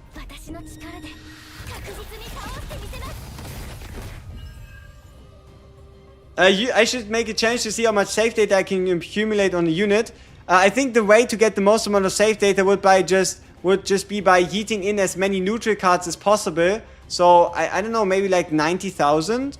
If you take like a Mika, you remove the 3 standard cards and you use the removal event and then smack in a bunch of gear bags.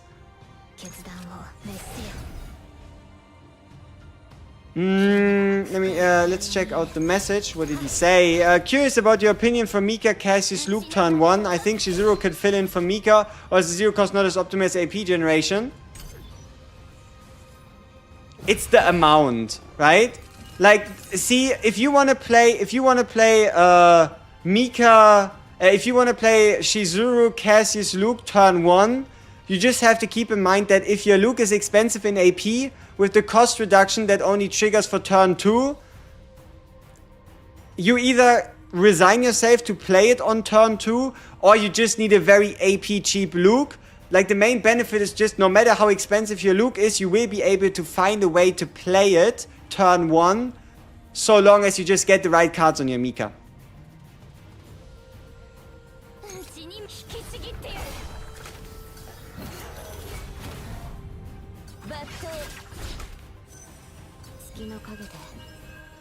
Bro, CZN is more Guna than ZZZ fight you? I mean, I don't really feel like going to war with you for that opinion. Sure. I don't know. I don't think I need to fight you.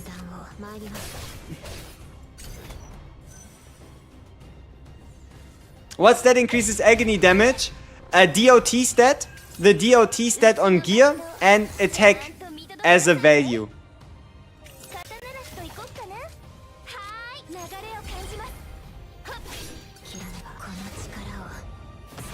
Which combatants pair well with Yuki? I like Rei Yuki. I like Mika Rei Yuki for the AP. You could...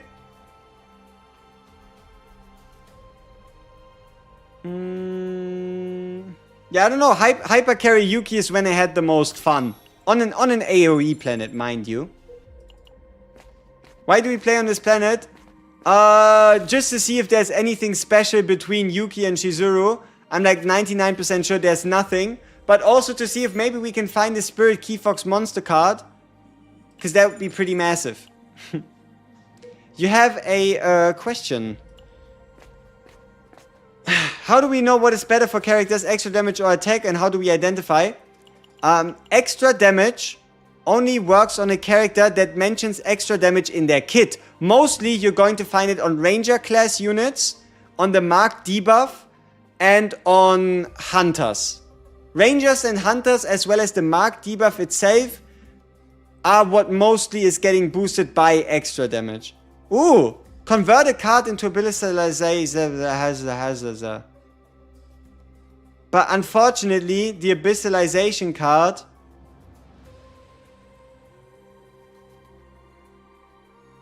I mean, it's a 30% multiplier that you could kind of try to build into a turn 1 build, but it probably doesn't do too much. The only thing, I guess, here is that it doesn't remove itself, sadly.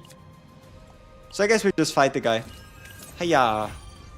Is Scarlet worth buying if you have a max 2 Lillian? Not as worth buying as if you didn't have a Lillian at all, but can still possess or give you an advantage on somebody like a Rin and potentially even somebody like a Mei Lin.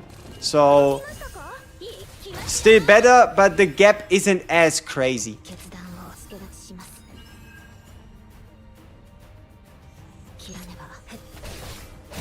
Hey, why did you kill him?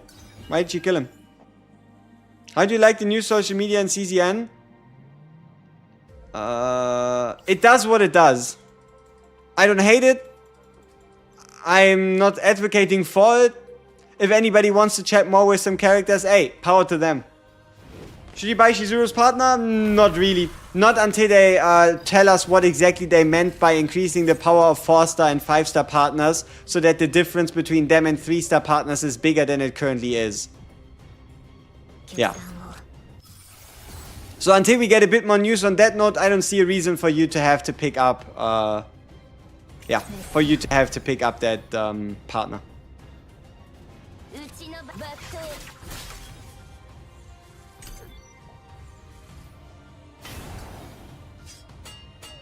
The 30% fixed damage is kind of trash. Yeah, it's pretty irrelevant. I'm wondering why it even exists there in the first place, right?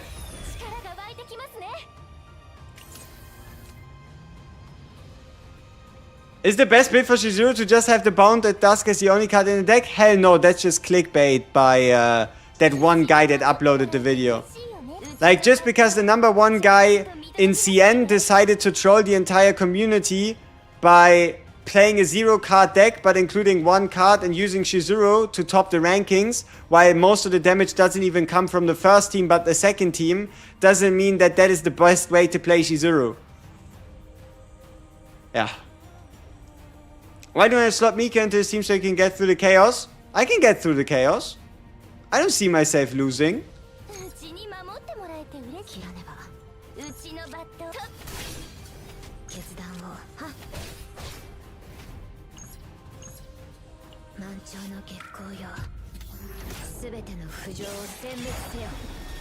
Lucas, Luke, and Shizuru. Ooh, I mean, you do better make sure that you kill the enemies before they hit you, or at least kill them after 1 or 2 turns, and that you don't play on anti-campfire, because otherwise your healing is non-existent. With 2k HP instead of 1k, it does feel a little bit more comfortable, yeah.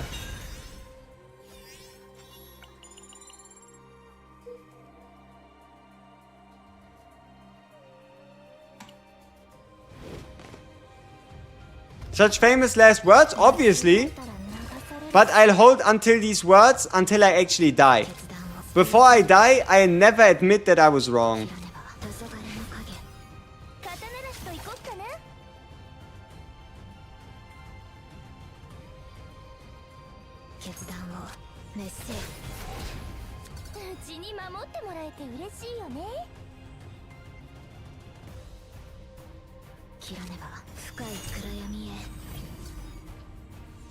Who do I prefer with Shizuru? 100% Luke. It's not even close.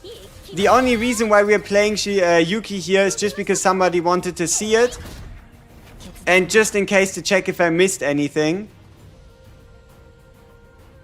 But it's not even close between who do I prefer of Yuki or Luke with Shizuru. It's not even close.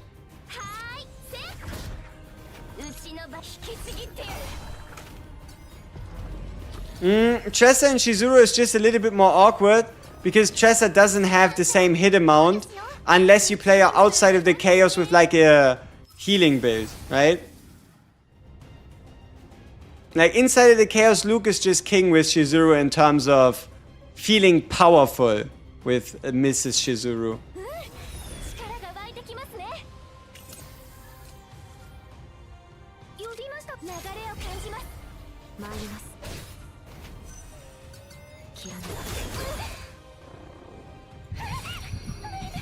I know Shizuru is a very good unit with I'm hoping for more choices for the third member besides Luke, Tress, or Rin, which you've mentioned. I mean, you can use you can try Cassius if you want to. Like Cassius as a replacement for Ray can absolutely go long.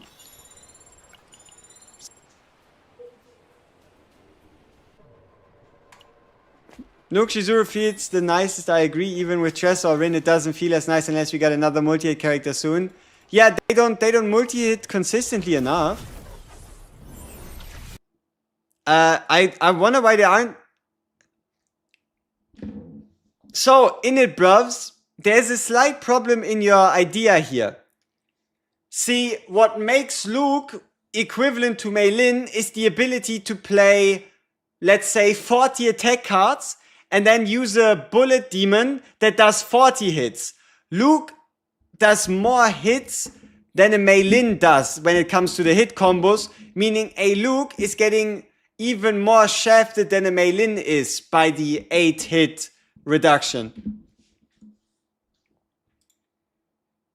Especially because it's more smaller hits rather than bigger, smaller hits from Mei Lin, if you wanted to call it that. How's Shizuru's state right now? Is she good? Also, is she worth investing going for E2? And also, should I bother using my Omega Cocoa? So, that's a lot of questions. Let's go through them one by one. What's Shizuru's state right now? She's a good unit. Is she a must pull? No. Is she worth investing going for E2? No. I wouldn't really go out of my way to go for E2 unless you have the resources lying around and you want to spend. Alright? And should you use your Omega Codex to get Shizuru to E2? Also no. Probably not. Like, the only way I could see E2 being something you really chase is if for some reason we are able to find a really, really good Shadow of the Moon plus spam build. Like a build that relies on, like really does rely on the E2, allowing you to get to Shadow Moon plus by only getting 2 bind cards rather than 3. It's kind of like the only way I could really see that do anything crazy.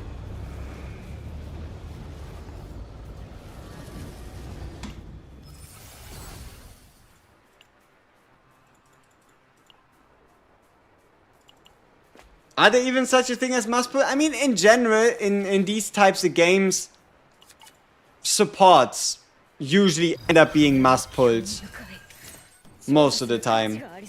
So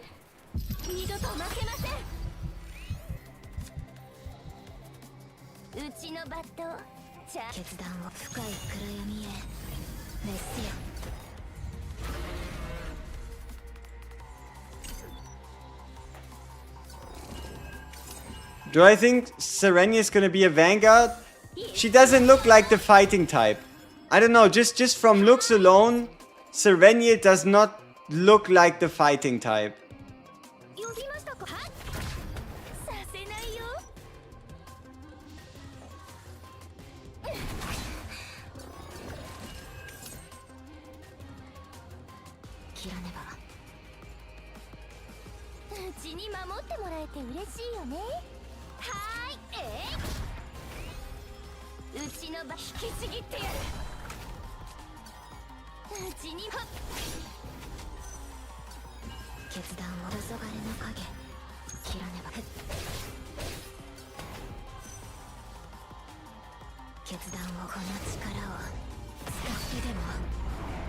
Yuki, Shizuru and Serenia will all be DPS units. I mean, we'll see.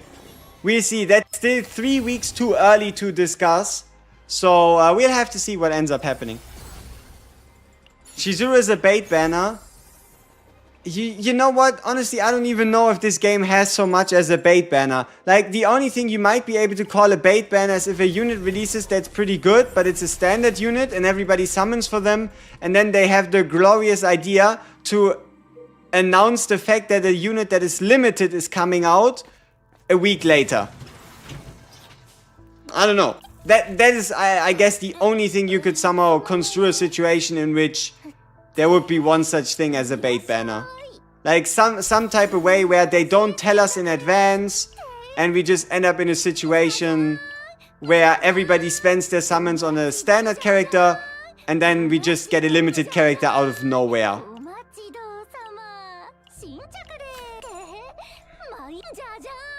Jajan! Don't forget to Jajan, people.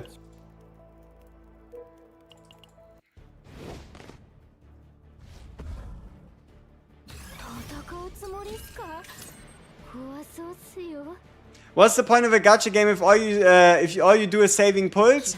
Probably the gacha or the point there is then to not get God. That's then the whole point.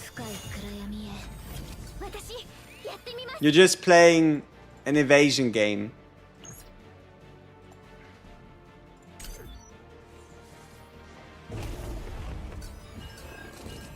A Seal of the Forbidden good on Shizuru.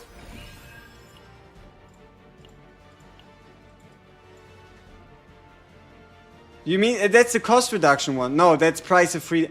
Which one is Seal of the Forbidden?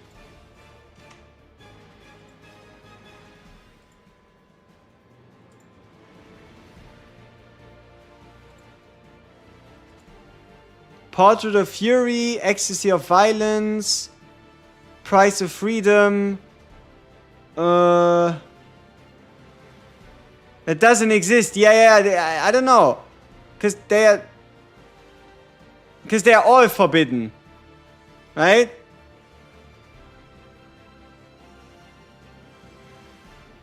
Eight hours, bro, go to sleep? What? We are on 2 hours.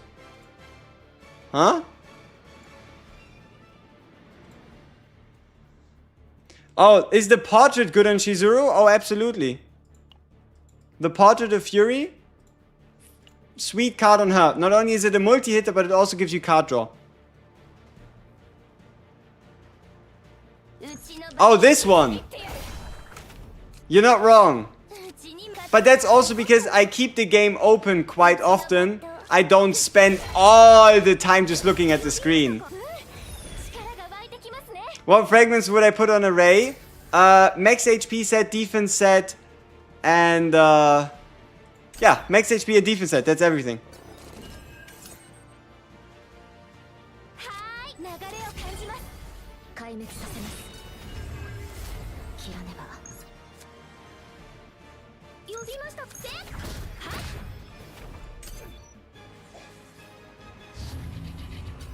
You still don't get what injured means. Injured means being below 30% HP apparently. If you are below 30% HP, now you count as injured.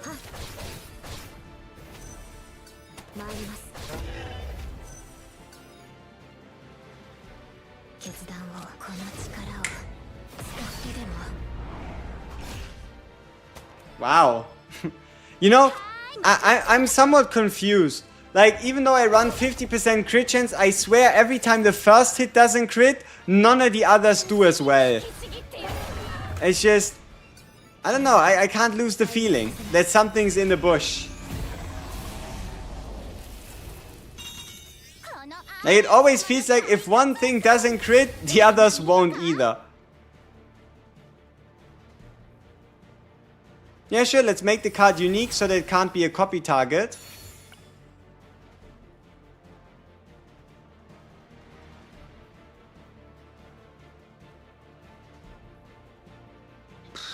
I guess Flash Slash. You pull CHIZURU for the lobby, you're a smart guy. You're a smart guy.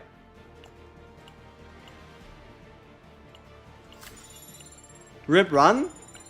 I mean, I don't even think I had any expectations going into this run regardless. So I think we're fine. I was kind of just looking for the monster, I was kind of just looking for the Forbidden Key Fox, Spirit Key Fox. We didn't find... What do I think? Could it be that you can only find the Spirit Key Fox in the interior? You draw 1+2 hits to Q me? Hey, congratulations.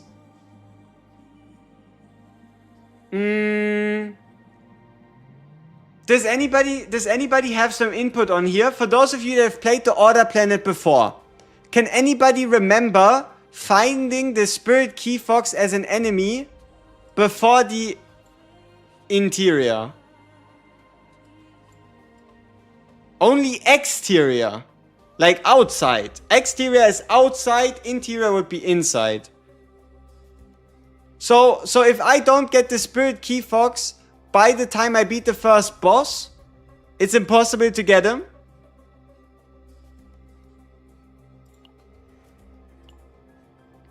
Oh fuck. Leaving a planet like this.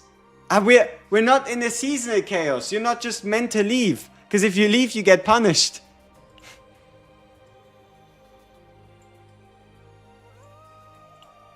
I guess we're not leaving then.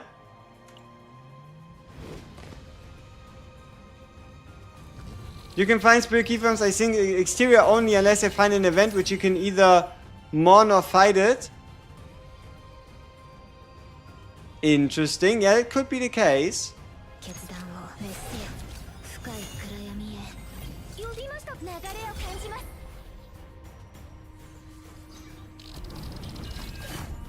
The Spirit Key Fox encounter would be 2 or 3 nodes before the boss. Alright.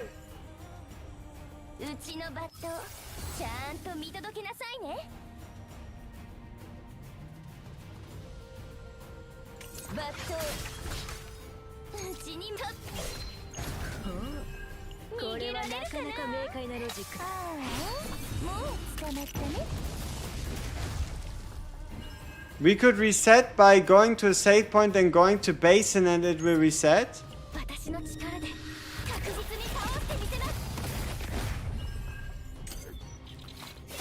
But if I escape, now the planet is gone, right?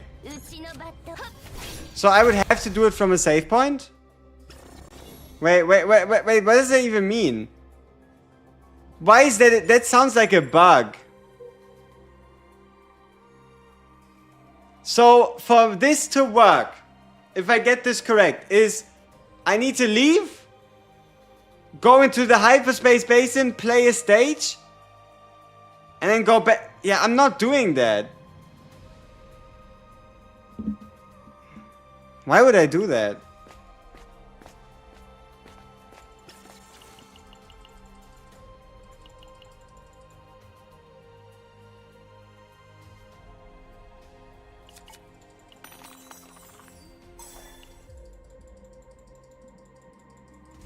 Do you think removing Shadow of the Moon card a good idea just so it won't be a copy target?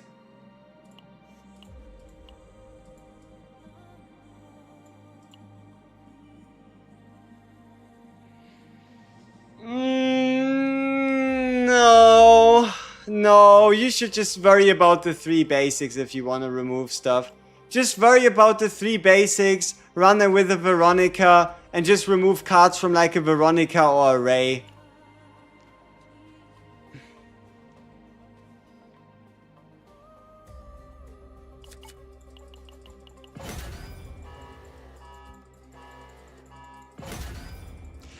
The weird instruction was for how can you leave a planet and reset the planet without finishing the planet. Lab Zero is not the best planet for building Shizuru. I mean, then give us the best planet for Shizuru if it's not Lab Zero.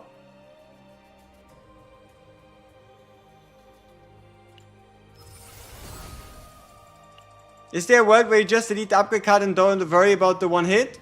Yeah, there's absolutely a world, but also it's just, I don't know, not lame, but it just goes against what Shizuru brings to you. Like, for example, this is just one, you can treat this as one free AP for a turn. So, like, the way that people get so hung up by the fact that you can't gain AP as if it was all of a sudden the most normal thing in the world to fucking find godly divine epiphanies that give AP or get like a standard epiphany on a card. Like, I don't really see why so many people get so hung up on the fact that you only get one hit for no AP that you forget that the card effect of Bound at Dusk is pretty damn powerful. This is basically one free AP, meaning that you will be able to play every turn at 4 AP. It's like every single turn you find yourself an extra AP card somewhere.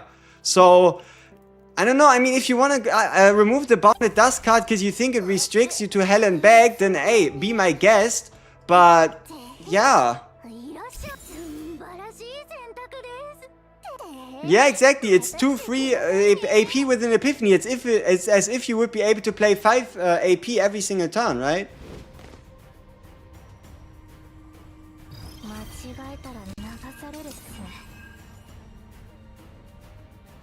So, what collab would I think CCM would do first? I don't know. Maybe something horror. Why would it be such a bad idea to copy the Shadow of the Moon? No, it's not that is a bad idea. It's the fact that... Come on, think. It's the fact that you can get way more value than 5 Will-O-Wisp out of either copying this card or copying the Oni Hunt. It's just like, if you had the choice between Tsukiyomi, Oni Hunt, and Shadow Moon, you wouldn't pick Shadow Moon, but if Shadow of the Moon is your only choice, then you pick Shadow of the Moon.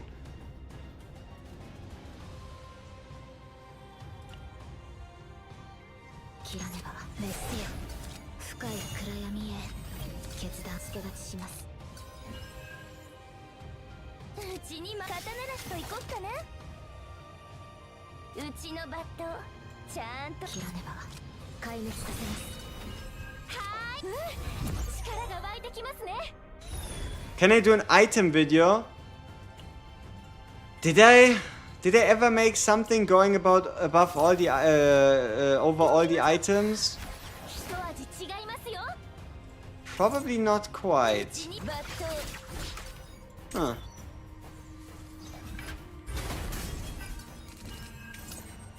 We just don't want to see Shadow of the Moon in the copy choices. Exactly, if you copy Shadow of the Moon once, it becomes more likely for you to get it again, right? So that's also a thing. Is Shizuru Yuki any good? Only on an AoE planet, otherwise I wouldn't even consider it. But that was a nice amount of Will-O-Wisp stacks. We just got 10 stacks from one card played. Could be worse. Oh, also, for the one guy that said that we're going to lose the Chaos because we're not running Mika instead of Ray.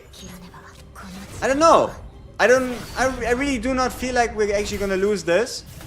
But hey, maybe we do get surprised. And this is in fact the wrong monster card. Or is it? If I put this on our Ray, she can at least get 4 vulnerability with a card. That's not hyper terrible.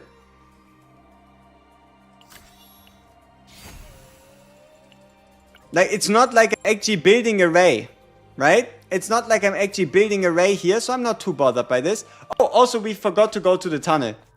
I forgot that you can now get a second tunnel in this chaos. Completely slipped my mind. But it can be it can't be wait, what could be duplicated? The monster card? No. You can't duplicate monster cards. Or can you? Do you get monster cards as copy chest? I mean, even if you do, you can't do anything with it. Whatever. But we'll be fine. It's not like we actually have a good deck to chase anyway.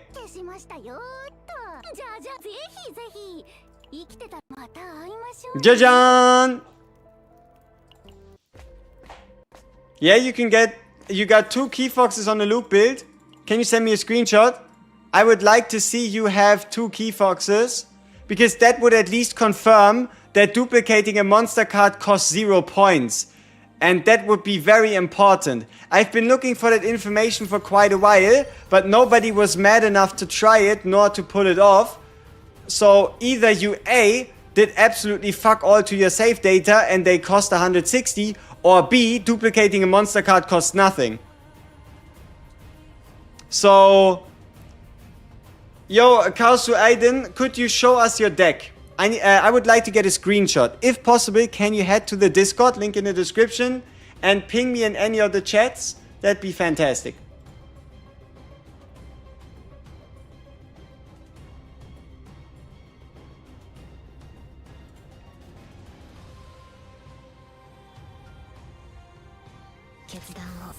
You like the shopkeeper until she started opening her mouth? That sounds slightly sexist against women, but I get what you mean.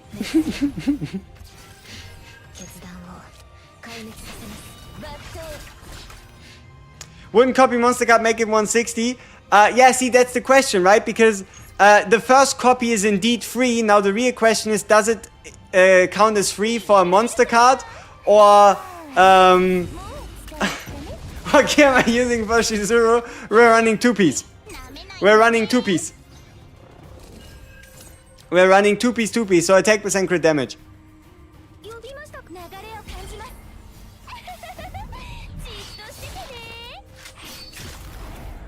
Just try it this run. I ain't sure, but if I can get a screenshot earlier, that'd be fun as well, right? But if I don't get a screenshot, then that's, yeah. Who's the next character? Serenial. If you want information on Serenial, you go back to the 20-minute video that the devs posted before the start of Season 1. And then you check her out. She is a very well-proportioned Christmas lady. She's kind of like an angel, and she got big thighs and big personality. Yeah.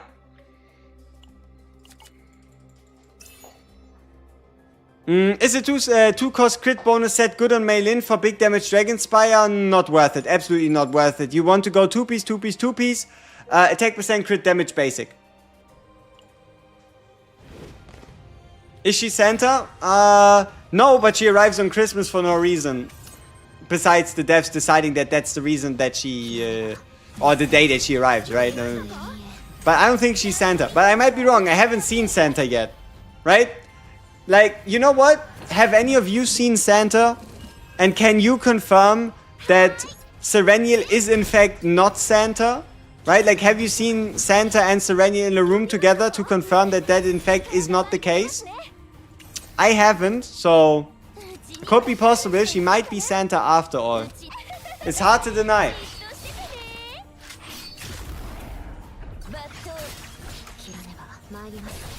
You can confirm it. You've seen it on the street.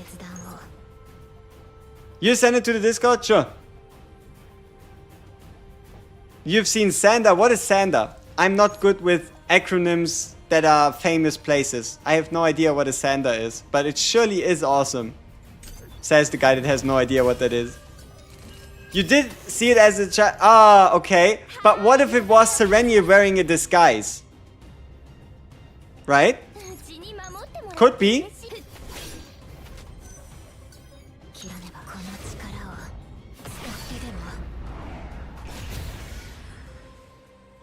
Do you remember what potential Renoir's Dirge bullets belong to? Unique.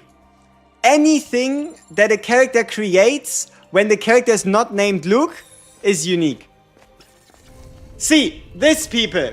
This is the #1 argument for playing Zero system over Lab Zero. This is the #1 argument, the strongest, the unrefutable argument, and that is you have like a what, 95% chance that every single run you find yourself the copy event.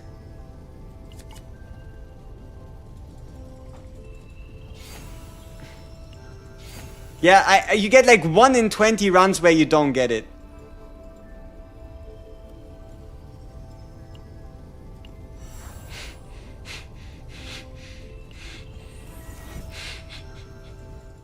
Alright, let's have a look at the save data value. Huh, 180. Surprising. Or maybe not surprising at all. So yeah, myth busted. Unless you want the worst deck in history, duplicating a monster card is still a very terrible idea. I'm about to cry. You did a run and you found 2 Sukumis at 2 hits and 3 Oni hunts, 0 mana plus 60 bind cards. I'm crying. Hey, congratulations. Make sure you don't go over the save data value. Removing should reset the cost? Yeah, but we don't care about the cost. It was just more the concept of how viable is it to make a deck with 2 monster cards. So the only way you can pull this off is by at minimum playing on difficulty 13? No. 13, yeah. Play difficulty 13 on Nightmare and make no changes whatsoever to your deck besides maybe a removal event. That's the only thing you can do.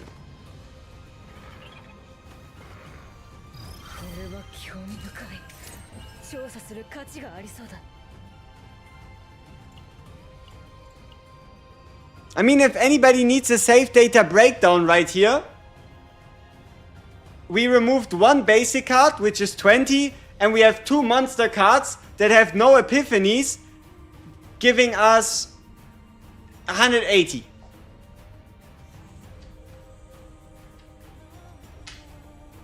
Ah, just do tier 20. How could I have forgotten? The hidden tier 20 difficulty. Now that you say tier 20, yeah, I should have done tier 20 instead. What is this? Oh, that's different. You just gotta think smarter.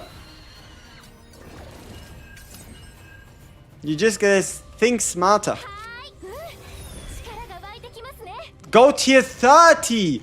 Whoa, that's deep. Like, that blew my mind. Yeah, I should just go tier 30 instead. Yeah. I was so silly before. Like it was in front of me all along, and I just didn't see it. The highest tier you can get is tier 14. Oh, that's a power slam. Oh, that's some big damage from these things exploding.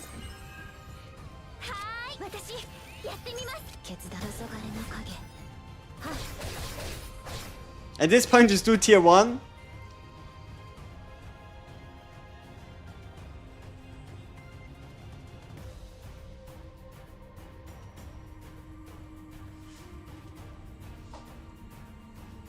We're not dead yet. I know it might look bad, but we can just undo our choices. I'm just very surprised by the turn of events, so to speak. Alright? I'm just a little surprised by the turn of events. Okay? Yeah.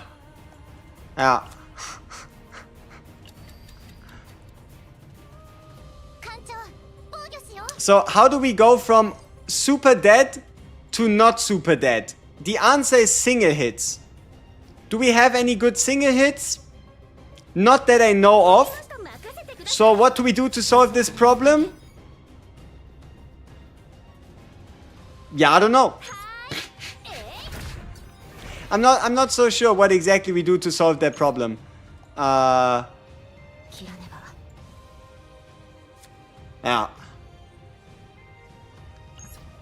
We'll find a way. We'll find a way somehow.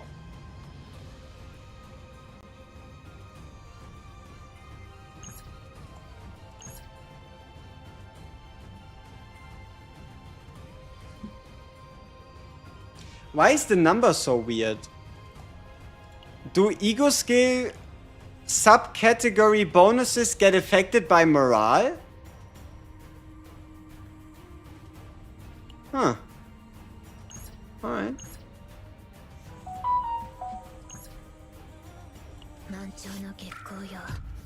You got the OTK build, Shizuru? Nice. Ooh. Kill? See? We're still fine. Hey, and we even get a monster card as a reward. Where does this square go? The square goes into the square hole. Yes! Yes! This is perfection.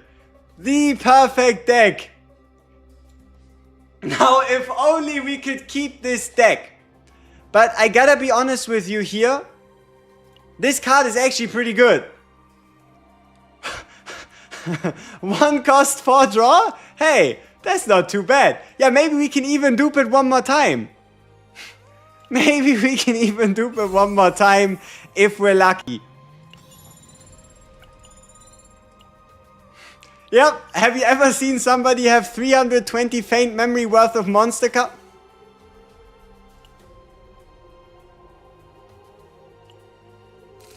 That's not...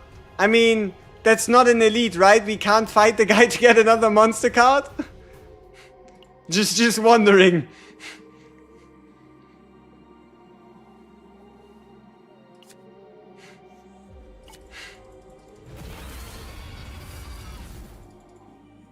Hey, yo, 16-bit bear, what's up, appreciate it, thank you very much.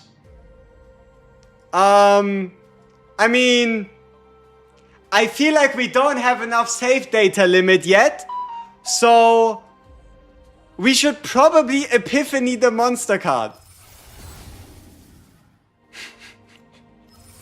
Yep, that's a good idea. Oh yeah. Our deck is gonna look very interesting.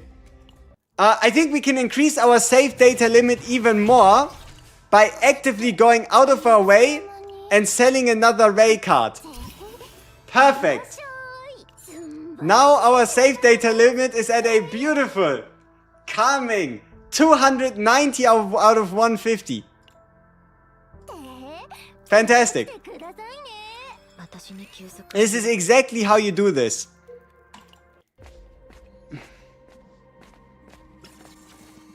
Alright, what's this? Branch. Let's knock on the door. Beyond the forest. Alright. We won. What's the reward? Which partner for Luke, E2 and the Shizu team? Haha! Divine Epiphany. I wonder which card. Oh, okay. A guaranteed 20 points of save data by picking a card and smacking it into her deck.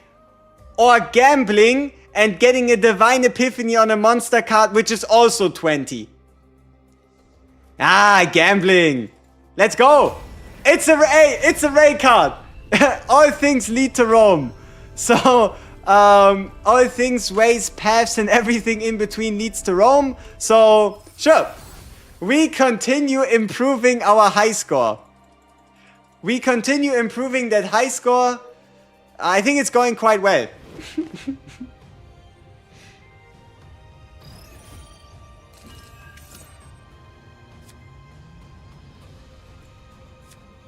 Alright, now what?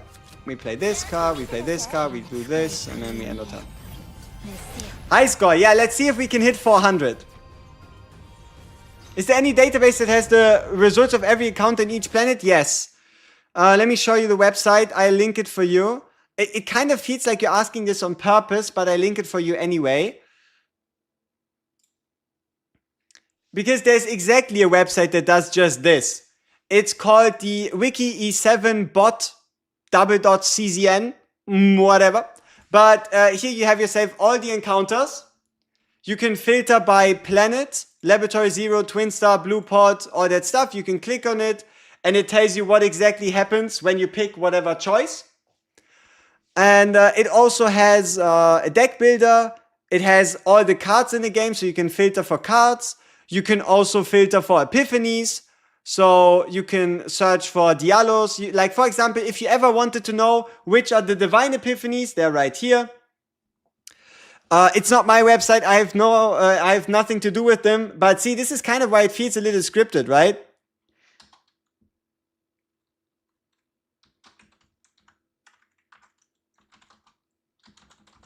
This is why it feels a little scripted. Because it fits too perfect. And there's a lot of people that always ask me on the Discords and stuff to see if I know about this website and I should make a video about it and all that, you know? I'm just currently waiting for the chat to catch up. There you go. We'll just keep it pinned for the remainder of the stream. Why not?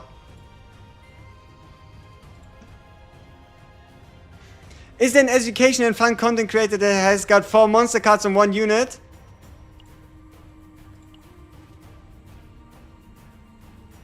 No. But what you have right here is a silly guy that wants to break the world record of the highest save data.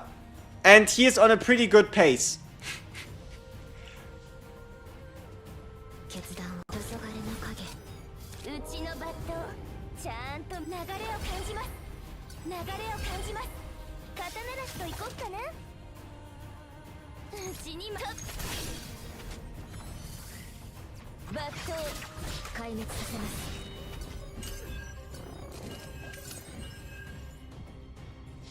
I pulled Mei Lin and Shizuru. Which is better to invest in for your second team DPS? Mei Lin is by far safer and more proven. Shizuru is newer, more fun, but also still has a lot to prove, a lot of decks to be tested. But if you invest into Mei Lin, you're pretty much guaranteed success.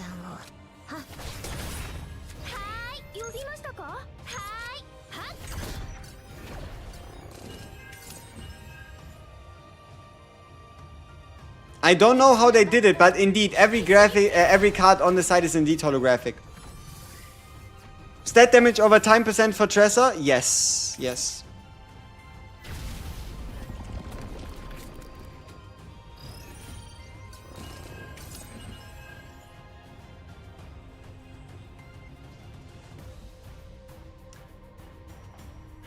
Do we fight the guy? My Shizuru stress level is a little high. I mean, also we only have Shizuru cards in the hand right now, which is a little unfortunate. Don't run, fear. Y'all scared? Yeah, I think we can't do it. Run? I never saw so many people telling me to run. That's crazy. Alright. We'll play the fear card, but only after we've played a bunch of other cards. And if the fear card says we flee, we flee. If the fear card says we stay, we stay. I don't make the rules. It's not like I can run. I don't make the rules, right? The rules say I stay, so I stay. It's not like we can run anyway.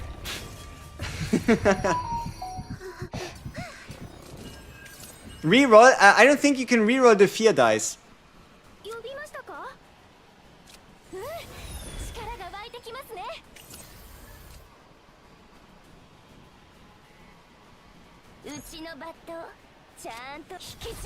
You can? Am I blind? Am I that blind? No way, right? Like, no way I'm that blind that I didn't see the reroll option.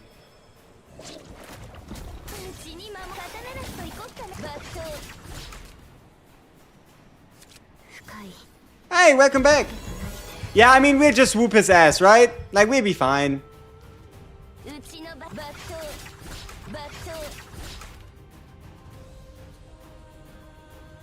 If only we had a bit more AP. I should be fine.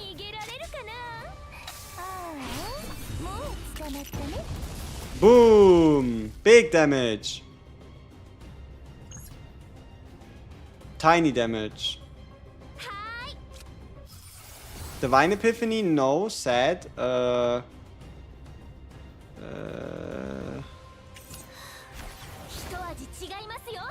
Oh fuck, I shouldn't have drawn. Or maybe I should have. If only we had a bit more AP, Shizuru problem in a nutshell. Oh, relax, it's not that bad. So, 4 right here. Big damage. Bigger damage. GG. Alright, see you later, Cthulhu. Now, I know this is pointless, but I would like to still pretend in my head that we're somehow going to be able to save this Ray deck. Alright? Like, I still like to pretend that somehow a glitch is going to happen, and maybe we went over some invisible save data wall, and the game decides to spare us, and allows us to keep everything. Right?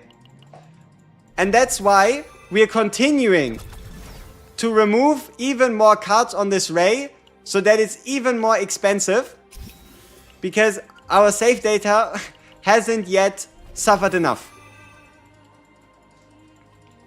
Because imagine if this goes through. Like, this would be kind of a peak deck. Like, obviously it cannot go through.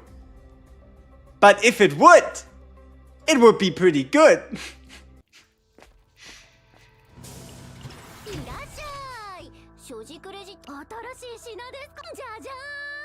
Ah, yeah, maybe we can find another neutral card. Ah, gear back. Yes, very good.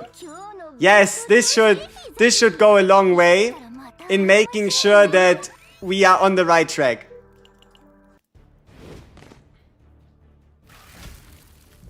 You know what the fun thing is? They only introduced that with the latest patch.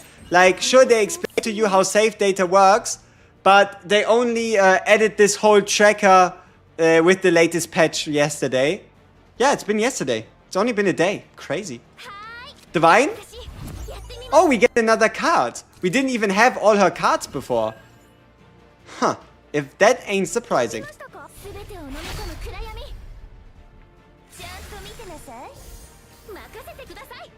Oh, look at all this cost reduction for Forbidden Ecstasy.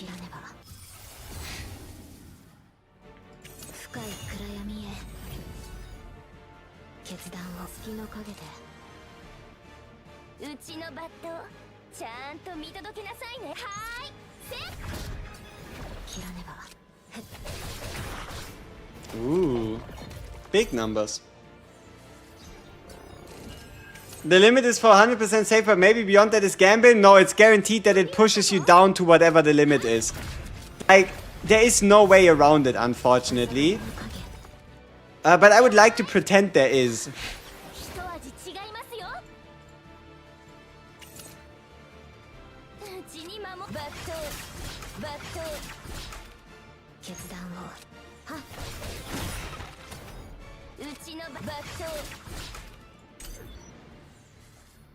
How Shizuru is Yuki?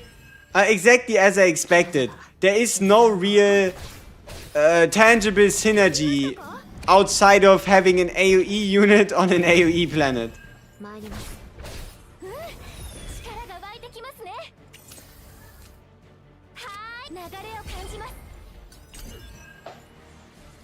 You got spooked by Shizuru in your first temple when I just wanted Tressa dupes. Is she better than Rin?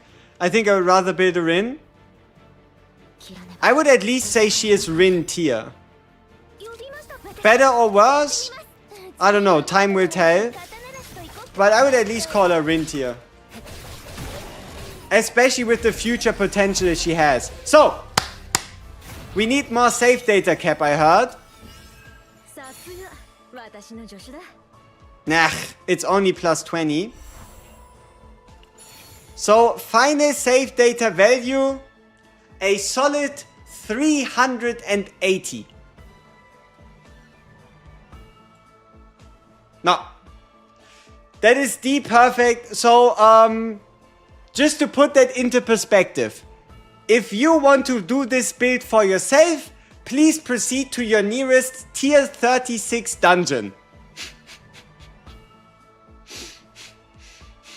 Yeah, please proceed to your nearest tier 36 dungeon, and then you can do what I just did.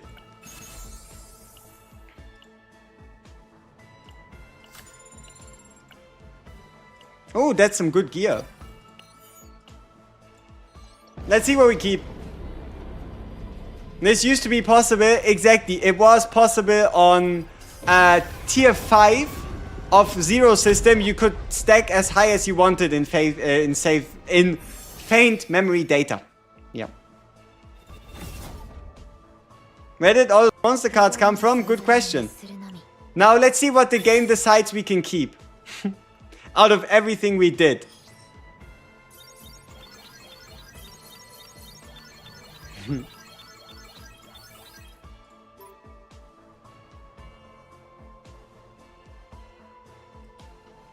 All things considered, we kept the most valuable monster card, a gear bag, double snack time, a divine epiphany, and a basic is gone. That's actually a good deck. This is actually a good deck. Not bad, not bad.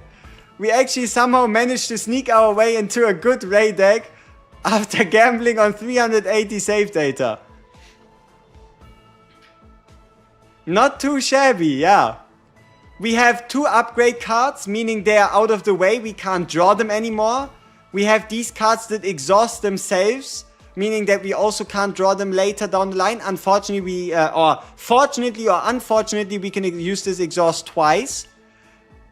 And then we just have a buff card with a draw, a Predator's Blade, 2 draw, and 4 draw with 1 morale. And this one, which increases ally attack. So, for the guy that asked, okay, why the hell do you have 1.2k attack on your Shizuru? Tentacle of Chaos is one of the bigger reasons for that. And then outside of that, it's Zero system buffs, as well as also, yeah, Zero system buffs, the item itself giving attack, and the item from Ray giving attack. Would a Yuki upgrade card proc Will-O-Wisp? No, because it does not come from a attack card. Will-O-Wisp proccing on Cursed Jackets can only happen if the action itself originates from an attack card, as well as you also playing the attack card, not just discarding it.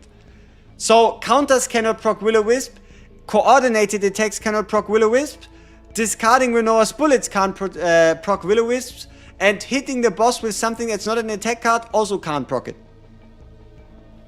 Yeah.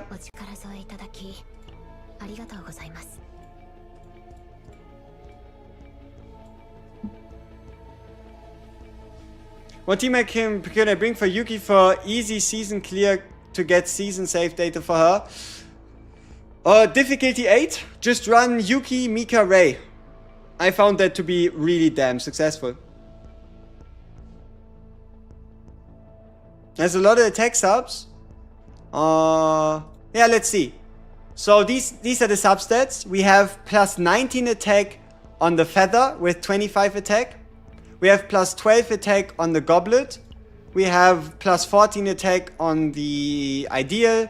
We have plus 18 attack on the wing. We have plus 29 attack on the key. And we have 3.2% attack with 22 attack on the shock. So not a lot of attack, right? It's just your average Tuesday build.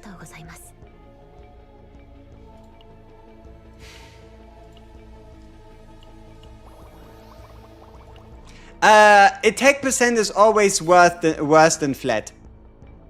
So long as a unit does not have a base attack of 600, it's always worse. And there is no unit in the entire game with a base attack of 600. And it's even actually lower due to you having the attack gained from affinity while adding onto the base attack still doesn't count as base attack. What tier would I give Shizuru? So, Chaos, I give her a 0.5, and Chaos Manifestation, if we're talking Pridwin tier list, I would at minimum give her a T1 for now, but I still would like to do some more testing. Team Maroonies for Shizuru, this is what I found the most reliable. Anything past that, like if you want to play the one turn, like if you want to, for example, get the most out of this deck, then I would run it with a Veronica, with a bunch of card draw, and then some type of buffer, maybe like a Ray, so that you can make sure to play my Tsukuyomis every single turn. Rin build, I mean, let's see. This is still my favorite Rin build for now. It just has 4 copies of the Dark Mist of Destruction. It has the Executioner's Edge for multiplicative damage increase. And it has, 2 morale on the Annihilation. While then the goal is to just move the attack cards in, out, as well as a bit of vulnerable on Belligerence. And the shield removed. It's not the craziest save data ever. But then we also have, let's see. I need to do some more Rin farming. We also have this one, which is kind of fun because it draws you 6 Rin cards, and this deck in total only has 6 cards. So long as you draw into the Dark Mist Secret Art Destruction, you'll be able to play out your whole deck. But I mean, it's okay. Is Carity good for Renoa? I'm gotta max somehow. At the moment, the general consensus for Hunter partners is you either get the dedicated in the case of Luke, or you stick with Yuki, just because of the 8% attack increase being pretty damn powerful. The just have a look at the effect of a maxed out Yuki. I mean, we have enough of her lying around, right? So we can do that again here. Like 16% attack bonus upon shuffling your deck. Also a 16% damage bonus. Deck shuffle being rather popular with Nia Renoa. And also a 2 draw skill. Hard to beat. Hard to beat. Is Cassie's good with Shizuru? Outside of the chaos 100%, inside of the chaos might be a little too clunky. Where should your non-carries levels be? Like, can you do endgame content with a 60-50-50? Yes, absolutely. Here, this is how my account looks. The only support outside of Orlea, if you really like Orlea, that I would consider worth it to bring to 60 and beyond is only Cassius. And the reason why it's Cassius is because Cassius has this potential. This potential is what allows these like super fancy turn 1 kill combos, and what makes Cassius so deadly. And that is every quest completion gives you 1 morale for 1 turn. Now if you play the 000 quest and you just generate a bunch of 0 cost cards, all of a sudden this can give you 8, 9, 10, 11, 12 morale per quest completion. Combine that with the fact that you could also get the Dice Trick upgrade card that gives you a further quest card every time you complete a quest. then not only do you get a 1/1 that stacks every time you use an attack card, you could also get an additional 2 morale, 2 resolve, 2 fortitude, and an additional draw, an additional attack, or another additional stacking 000.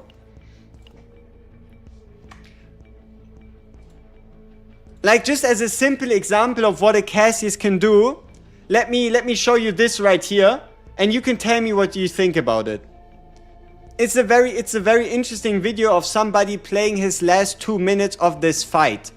Now just have a look at some of these multipliers and tell me what you think. Keep in mind, this is not turn 100. This is the final turn of the event stage. Like, if you look at this dice trick, I mean, 10,000% is 10,000%. Right? If you also look into the top left, he has 13 stacks of morale. 13 stacks of morale is a lot, right? So this is 10,000% from the Cassius here, dealing 12,000 damage against the boss. Every single one of these 000s is at its own 2,700%, meaning that these 000s together are a further 7,100%, meaning that Cassius is casually dealing 19,000% damage in 4 cards. Right? And that's just towards the end of like this whole shenanigan. And the whole way you get there is by just spamming out a bunch of shadow daggers at 0 cost, that then count towards the 000. The 000 give you more 000s. The more 000s do more damage. They stack with each other. The shadow daggers are also attack cards. The dice trick gets boosted per quest completion, and yada yada. So yeah, Cassius can become incredibly scary.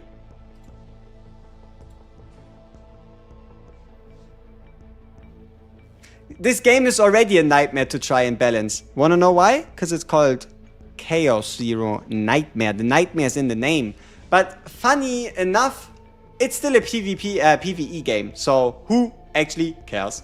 Hehe.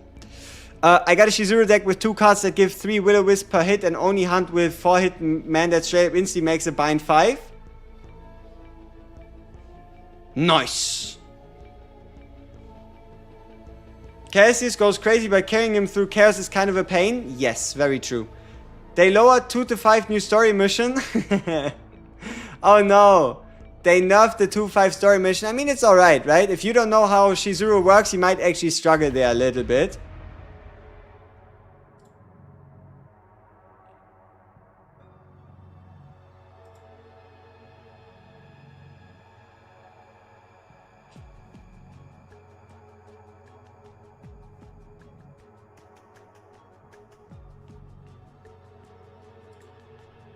Is there anything else that I missed in the patch notes, maybe?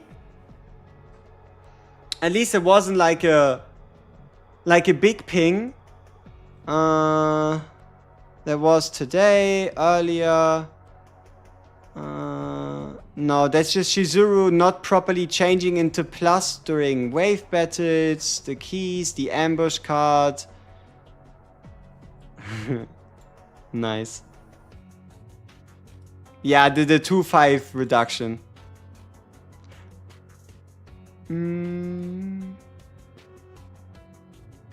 Huh, I don't know. Well, time to build Cassius. Yeah, I mean, the most you get out of a Cassius is either by using a Luke or by using a Shadow Reload Tresser. Which channel in your Discord is it allowed for people to share the video of their runs? Any. Like, you can share it in general if you feel like it. You can share it in help. You can share it in flex. But probably general is the most appropriate. Is that morale buff permanent? No. But if you just get a certain amount of 0 cost cards anyway with the Tresser Shadow Reload, then you're always going to build your way up to like 10-ish morale regardless.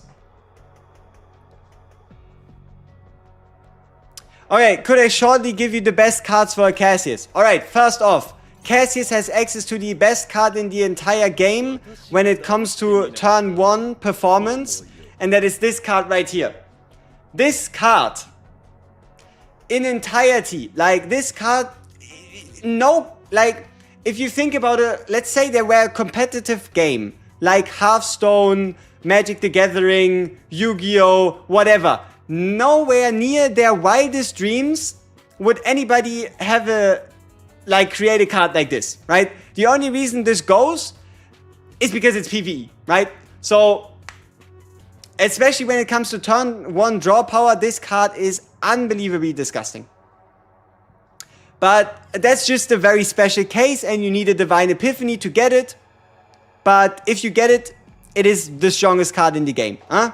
So that's the Devil Dice on Retrieve 3. Now let's talk about the rest. So for the Pop-Eyed Popper, I prefer one of two. Either the initiation and then restarting the fight if I don't get the right quest, or just cycling into the choose one.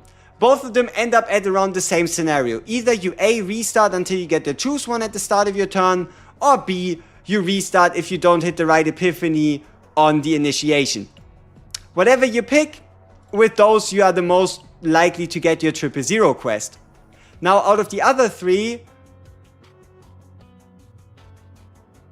I don't know, maybe you can do something fun.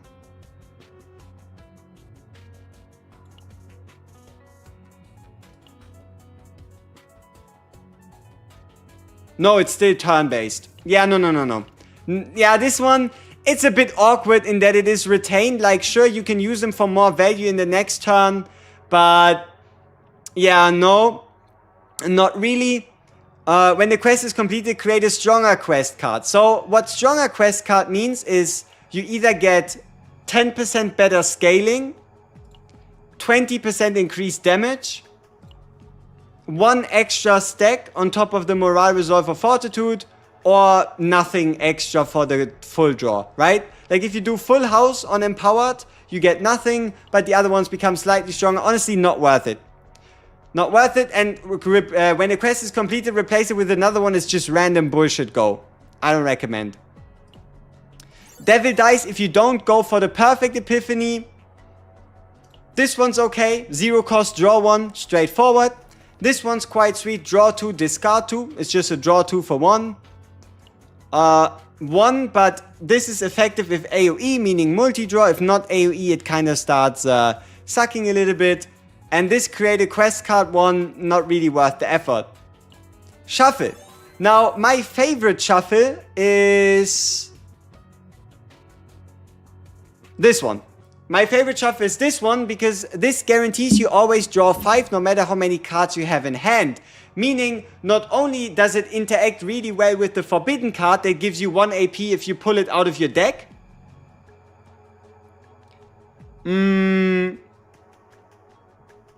I feel lost, I feel to ignite the I feel lost. I'm lost, I feel I need to grind another 20 hours to sort to compete. You have 20 days.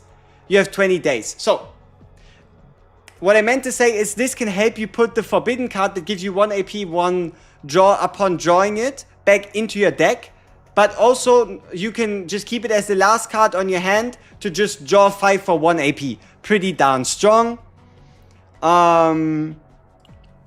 This one is also really good because it allows you to either draw a whole bunch of cards if you don't like your whole hand, or selectively draw or get rid of just the bad cards. This one is a bit of hit or miss. Like, if you play this with the Renoa, this card is absolutely incredible. If you play this with the Renoa, you're going to be able to get yourself extreme value for all the Dirge Bullets you discard. This one, the select 5 to move to the top of the draw pile, not really that great. And the draw 3, this only works if your deck is at minimum consisting of 2 2-card costs, because otherwise you just discard the cards. So the order kind of goes, this is number 1, this is number 2, and this is number 3 or number 1 if you play with the Renoa. Yeah, and then Dice Trick here. Obviously the quest completion one, as you've seen in the video, going up to 10,000% because it stacks through the whole duration of the fight. This one we talked about giving you more quest cards. And yeah, the other ones are kind of mid. Maybe this could help you a little bit with the heal, but It's also a bit harder to set up, though. Then again, this might actually become a little bit more clutch on the boss. Because you are going to be using a bunch of quest cards. And then Joker's just a Joker.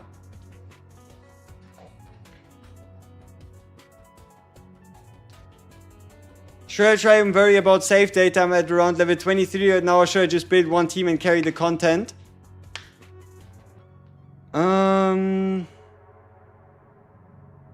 You don't have to worry about save data at level 23 whatsoever.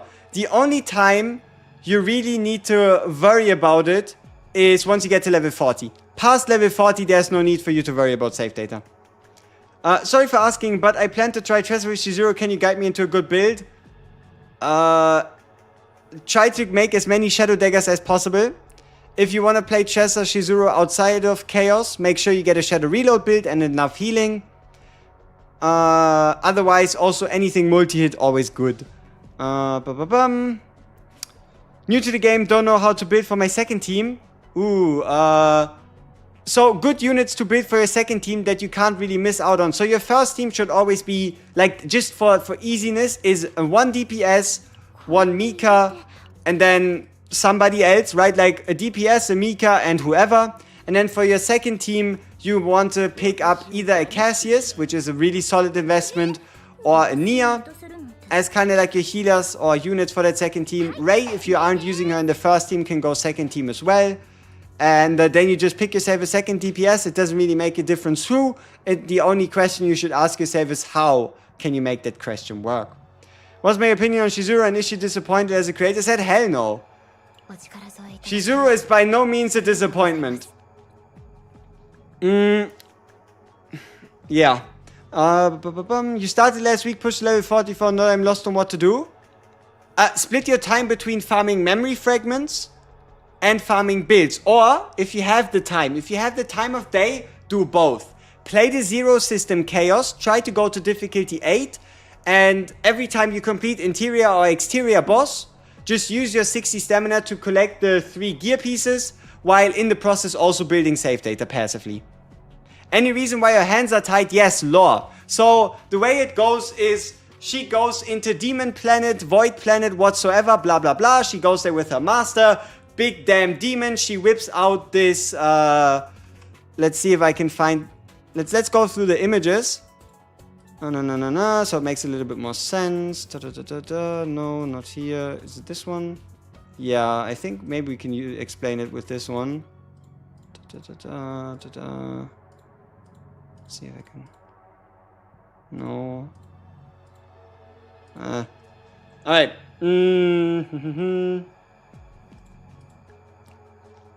So you gotta give me a couple seconds so I can find the right images. But it all has to do with the thing she has on her back. Let's see. This is nothing. Screenshots here.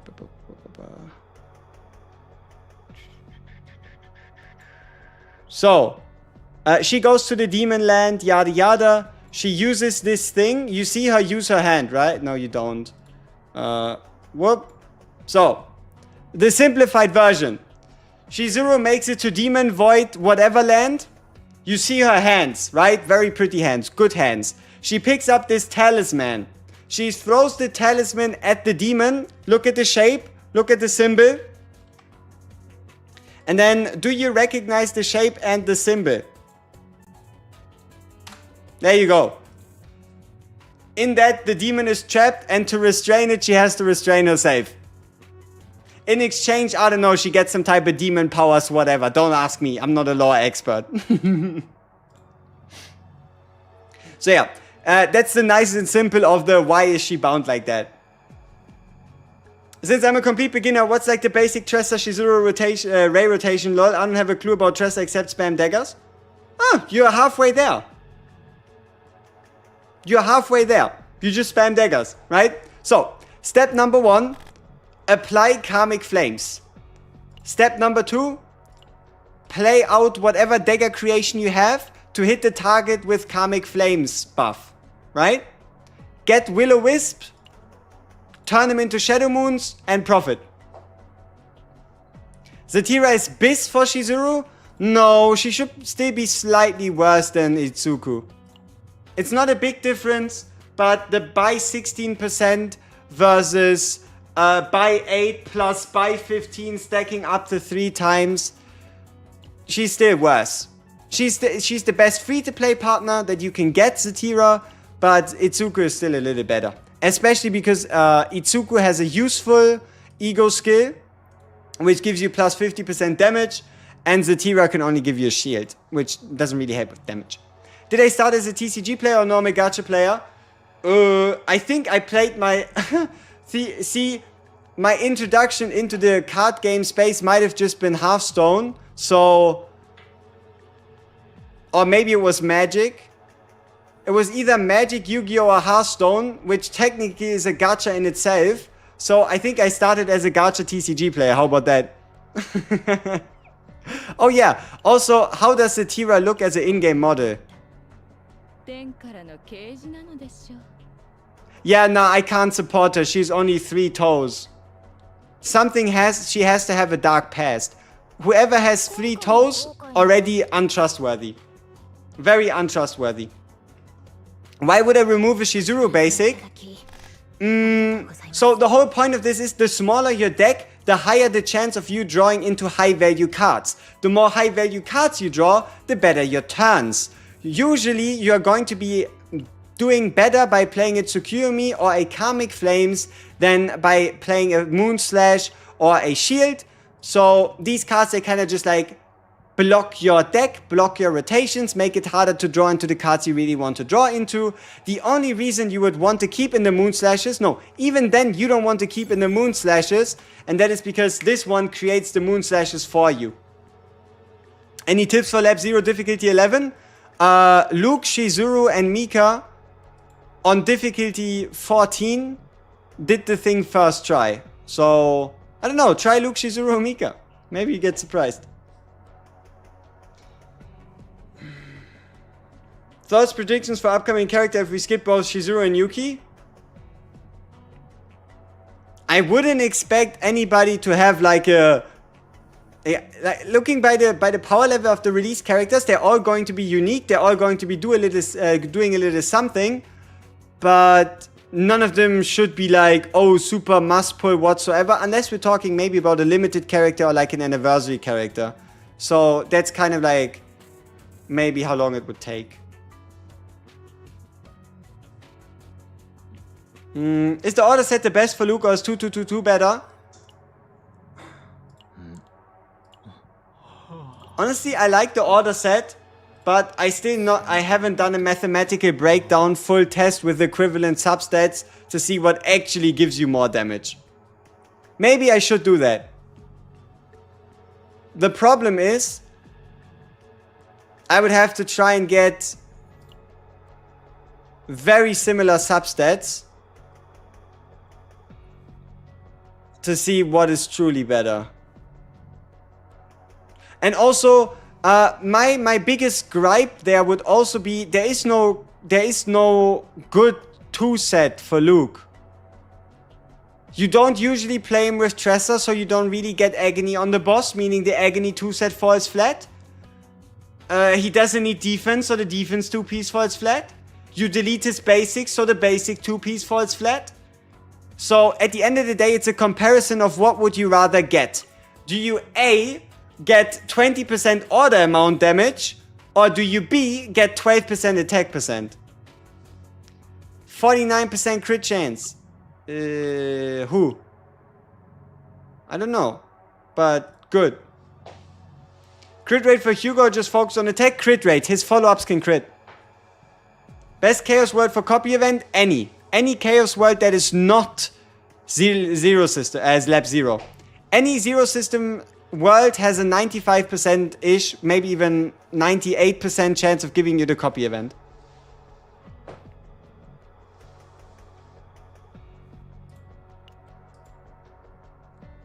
Owen is not level 0. Stop the slander. He's clearly better than this. He's clearly level 20. Your E1 Shizuru, do you think it's a good idea to use the item for the E2? No. I don't think that's a good idea. Have I made a tier list for current characters? Not really. I also don't think it's that valuable of a thing to make. But if it comes to like ranking specific things in the tier list, I'm always up for it. But like trying to rank performance, it's almost impossible. What's the benefit of Bound by Dust? Seems like only limiting. The benefit of the Bound by Dust comes from the effect itself. So, for example, right here. If you can show me a upgrade card that at the start of every turn gives you 2 AP, yeah, then I'd be very surprised. Like, sure, there is the 1 cost reduction with the lead card from the Seasonal Chaos, or there is the 1 AP but you sacrifice health. But yeah, so this is pretty much, that is the benefit. The bottom part of the card is the benefit of why you go with inhibit. Check the Discord in general, but it's up to me. Oh, what are we looking at?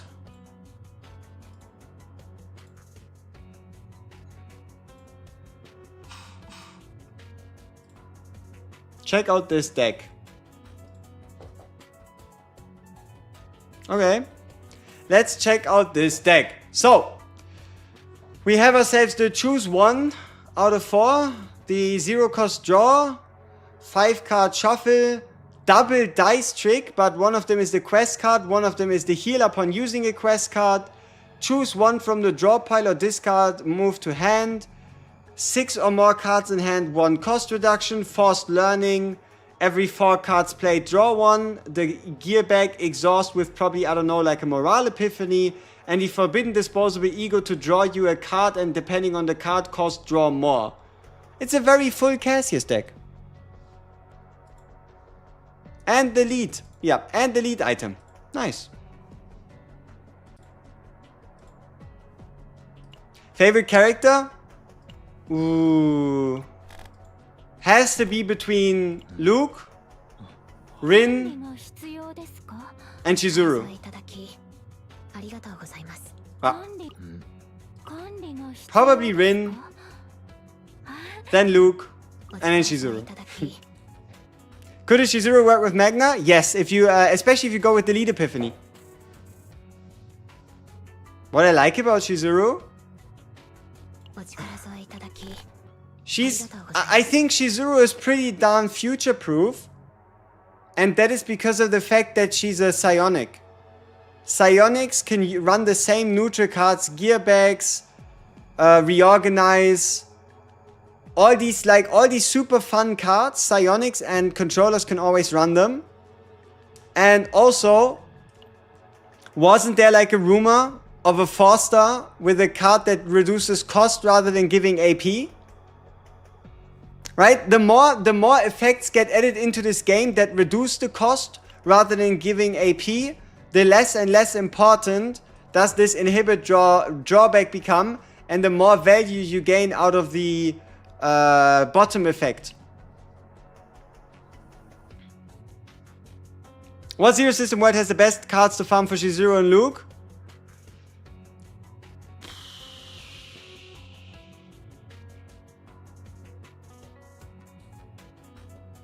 I think the Order Planet might have the best cards for Luke if you want to play turn 1 Luke. Because there's this one item that gives you a 50% damage bonus so long as you're full HP.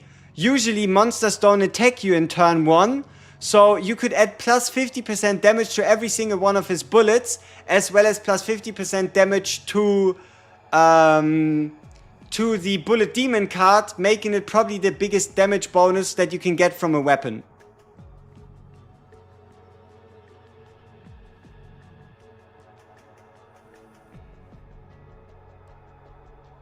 There's another epiphany that just use 2 random cards in your hand. That's not worth. No, that's pretty good. It's just, it depends on how important is turn order for you. Like, for example, let's say you play Shizuru with the activate 2 random cards with a Rin, and the way she activates the cards ruins your stance, right? The more robust, the more unimportant the order of play of your cards in your deck is, the crazier the value of activating 2 cards for free. Are all the units that can use extra damage? I'm not 100% sure if extra damage boosts the damage of Amir's Metalize. I don't know. I don't know. And also, I don't think Yuki has any connection to extra damage.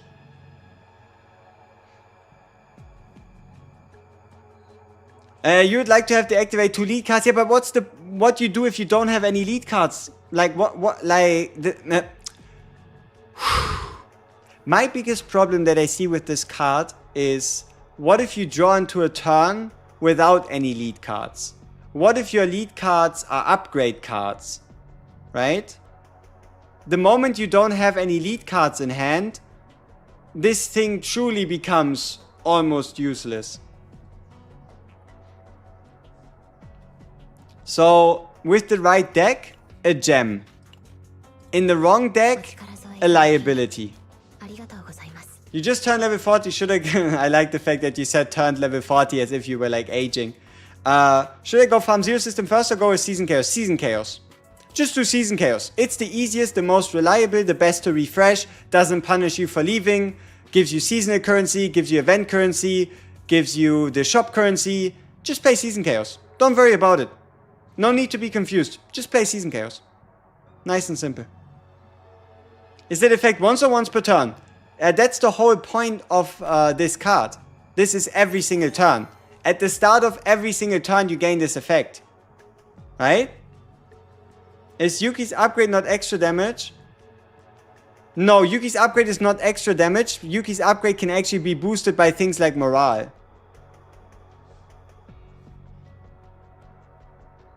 Am I going to play another Chaos in this stream? We are over my usual 3 hours, and if I still want to do another video today, I better stop. Or if I want to sleep and wake up and work on the video for longer tomorrow, I should not. Was Yuki good with Shizuru? Only if you play an AoE planet. If you, for whatever reason, want to bring your Shizuru into a Instinct or Order planet, you can run Yuki alongside of it. If you don't have to. There's no real synergy between the two. Do I recommend saving the Manifest Ego? 100%. What time is it for me? 22 before 9.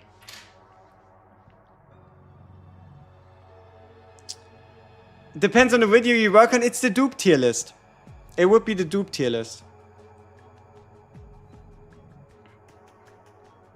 I don't know. I got a map with only 2 combatants until recall, and I still got an additional card, so no 0 card deck.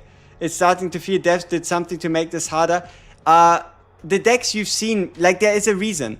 There's a reason why only my Amir and my Selena have 0 card decks and not my whole units. And that is because, number 1, playing for a 0 card deck while not playing on a tier 14 map is cancer, okay? There's so many things that could go wrong. If you don't have the ability to remove 4 cards without going over the cap, it's tough. It's tough. And yeah, like, there's so many things that need to go your way to get a save data at 100. Like, unless you go like a tier 40 map, I wouldn't even really try. It's not worth it. Do you know the activate 2 random can activate X cards for free? Yeah, but what happens? Oh, you mean if you activate the card, it's going to take your AP value, but you don't actually pay the AP? That's a nice interaction. Is it worth going for a 0 card deck? Not really. The 4th remove is 70. It goes 10... No, it goes 20, 30, 50, 70. So it goes 20, then 50 combined, 100 combined, 170 combined. If you want to go, you shouldn't go for a 0 card deck. What you should go for is like a low card deck. Like 1 or 2 or 3 cards in there, so that you can get some value out of the cards still.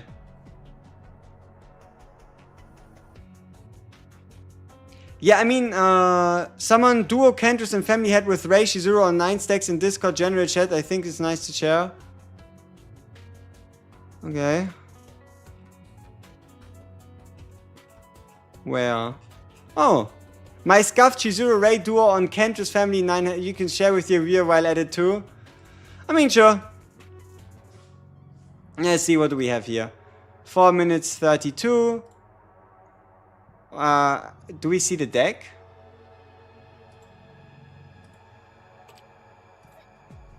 Oh, that's a lot of cards. No cards? Okay, triple add 2 hits. 40% upgrade card. I mean, it's a lot of hits to add. But it's the worst scaling Oni hunt. So the damage potential should be lower. I wonder if he stacks or if he just uses like Forbidden Ecstasy to kill them. But yeah, I would expect this takes like what, 6 turns? 7 turns? 8 turns maybe?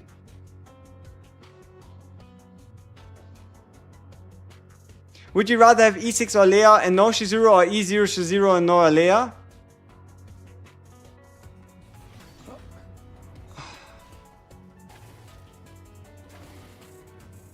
Nine turns is what it took. So, would I rather have E6 Orlea? So a character 6-7 times and no Shizuru, or an E0 Shizuru and no Orlea. Just based on raw value, I would probably want to get E6 Orlea and then just pull a Shizuru later. That's a weird question.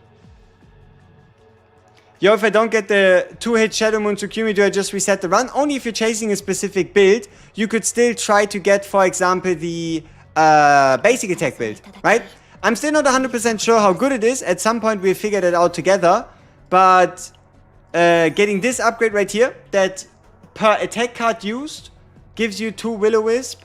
And then this one right here, giving you 2 Moon Slashes at 0 cost, could be something worthwhile. Or what you can also try is this one. There's a fun interaction where this one gives you a whole bunch of Will-O-Wisp while only losing one of the stacks. So let's say you use this card 3 times. The next card gets 1 extra hit, but 3 Will-O-Wisp per hit. The card after gets 1 extra hit, but 2. And then one after would be 1 extra hit, but only 1 Will-O-Wisp per hit. Why do 4-cost memory fragments suck so bad? Because you're used to other games where the 4 sets are by far and out there the very best sets in the entire game, no questions asked. And that's just not the case here. But still, honestly, I'm a big fan of the order set. I like the order set. I think it's pretty solid. I think it's pretty solid. Especially on Luke. Mostly on Luke. I like the order set on Luke. I do not stream on Twitch. I don't stream on Kick. I did do a stream before, but it started crashing, so I was very sad.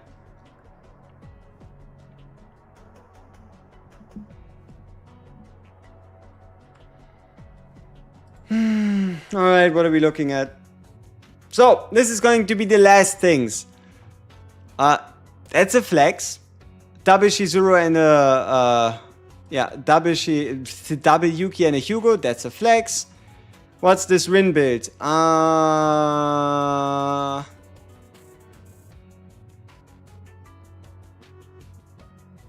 Not enough draw cards to successfully use the replica core.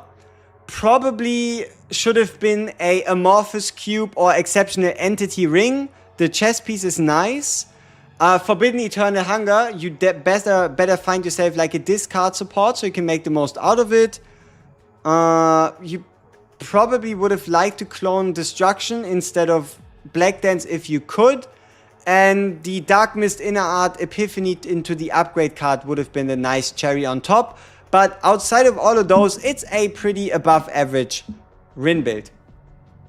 The Cape Armor is a special encounter during the Lab 0 where you find a... I think it's a dragon. Long time follower, I gotta say you're easy the best CCNCC out there. Your guides are straight to the point, free to play, friendly, and they're very informative. Keep up the amazing job. Thank you, WG. Thank you, Hot Kyoto. Yeah, Hot Kyoto. Appreciate it. Thank you very much.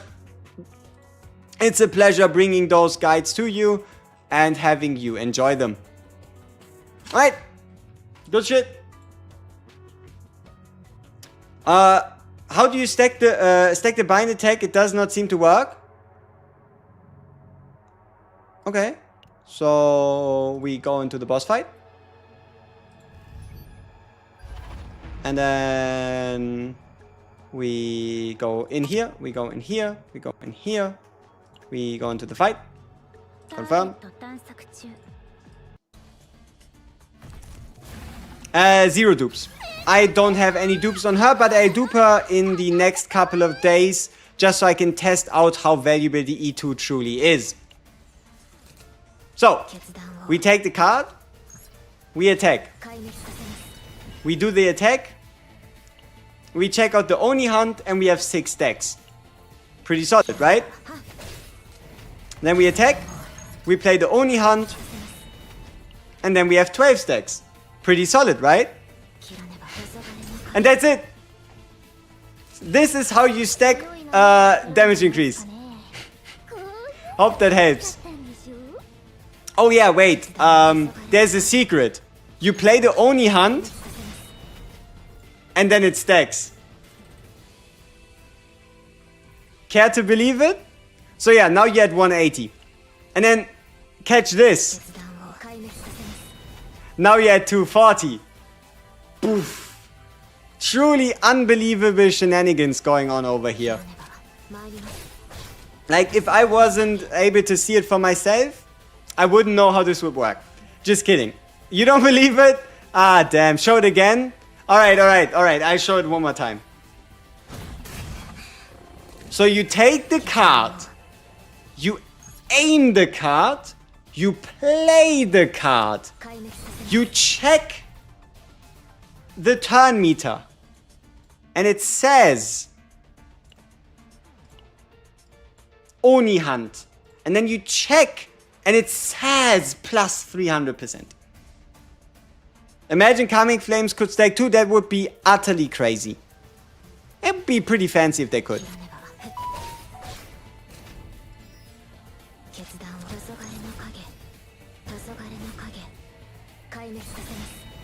You take the potato chip and you eat it. Looks like a bug to you. It's I agree. It's yeah, it's truly unbelievable. So yeah, obviously the whole stacking thing is also true for Tsukiyomi, giving us 12 hits and plus 420. So yeah. Drop.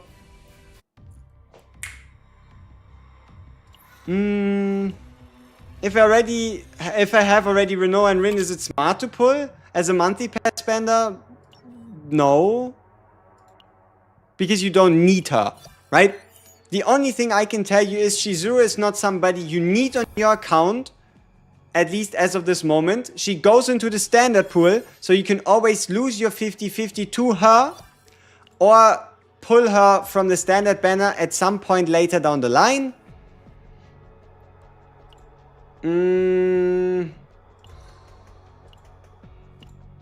What else? Oh! 64 pity, you say? Okay. Okay. Now, who is it? Who is it though? Would you rather die to a rhino or die to a hippo? Probably die to a hippo. I feel like they would just bite me in half. There's no way this is Hugo. I am legally required to never be able to pull a Hugo.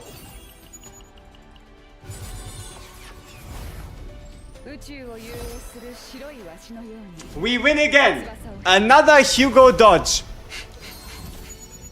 Man, my Khalib is going crazy. I have too many Khalibs. I truly do. Why do I have so many Khalibs?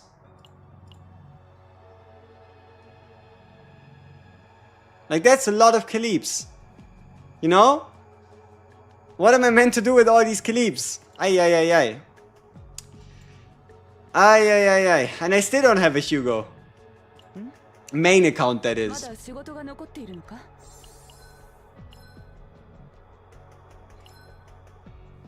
Ah, we could get the Silver Veil thing. Whenever the Silver Veil effect activated, get Deploy Veil. That's pretty good. Not that I get it, but that's a pretty good effect.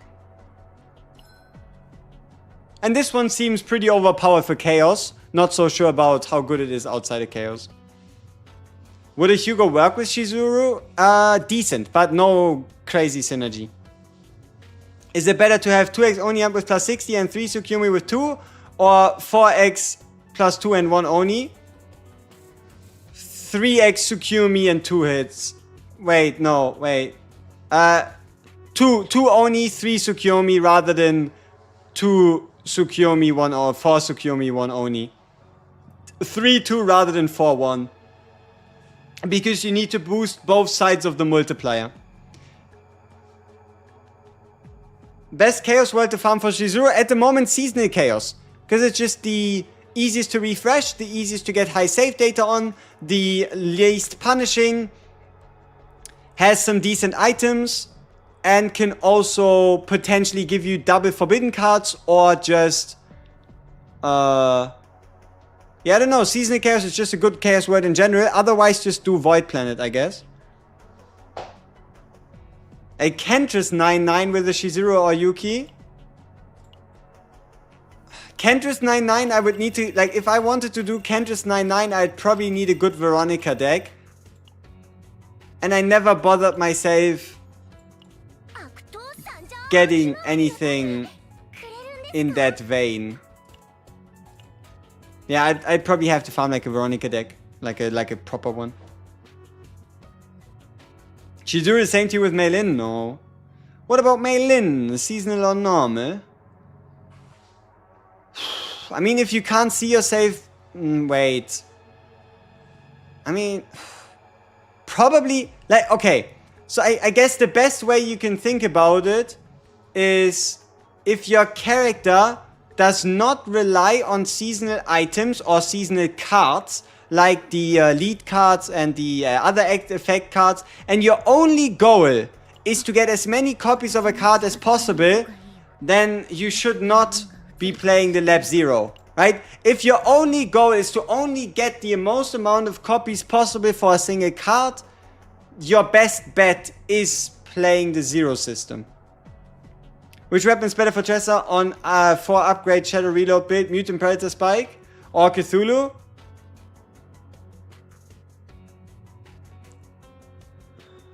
Cthulhu. Plan with the Omega code, save it. For now I save it until I need it. Maybe at some point I be on E5 Luke and decide now is the day and then put it into E6 Luke. Or maybe I get E3 Luke and I am weak of will and put it into Luke. But for now I just save it. I'll hold on to it and I'll treat it like my eye. Right? Like the apple of my eye or something. Would an Olea Rin Chizuru work? Outside of the chaos, sure. Inside of the chaos, I doubt it. You're gonna be hard pressed. Like there's a realistic chance for you to draw into a stupid hand and just die.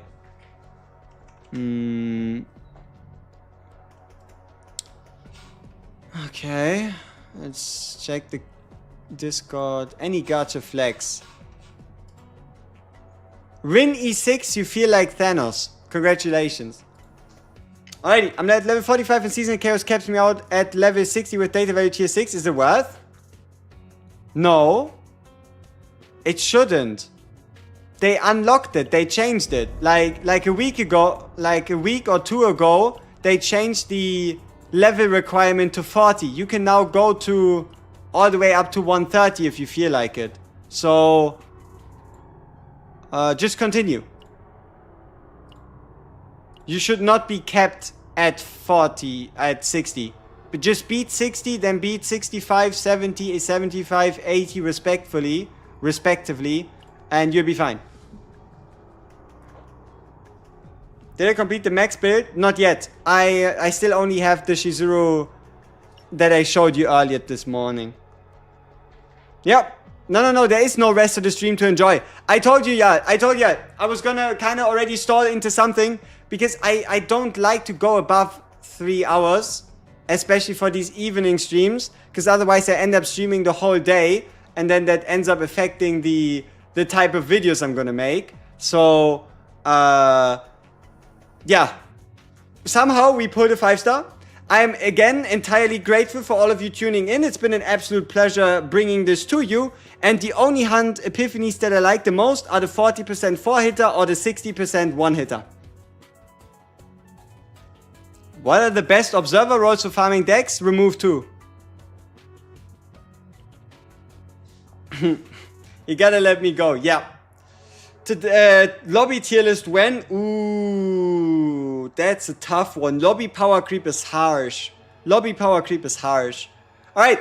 Thank you very much. If you haven't yet, you can subscribe. If you don't want to do that, don't do that. If you want to become a member, hey, the doors are always open. And surely at some point I'll update the emotes. Yeah, I don't know. Thank you very much. Been a pleasure. Bye bye.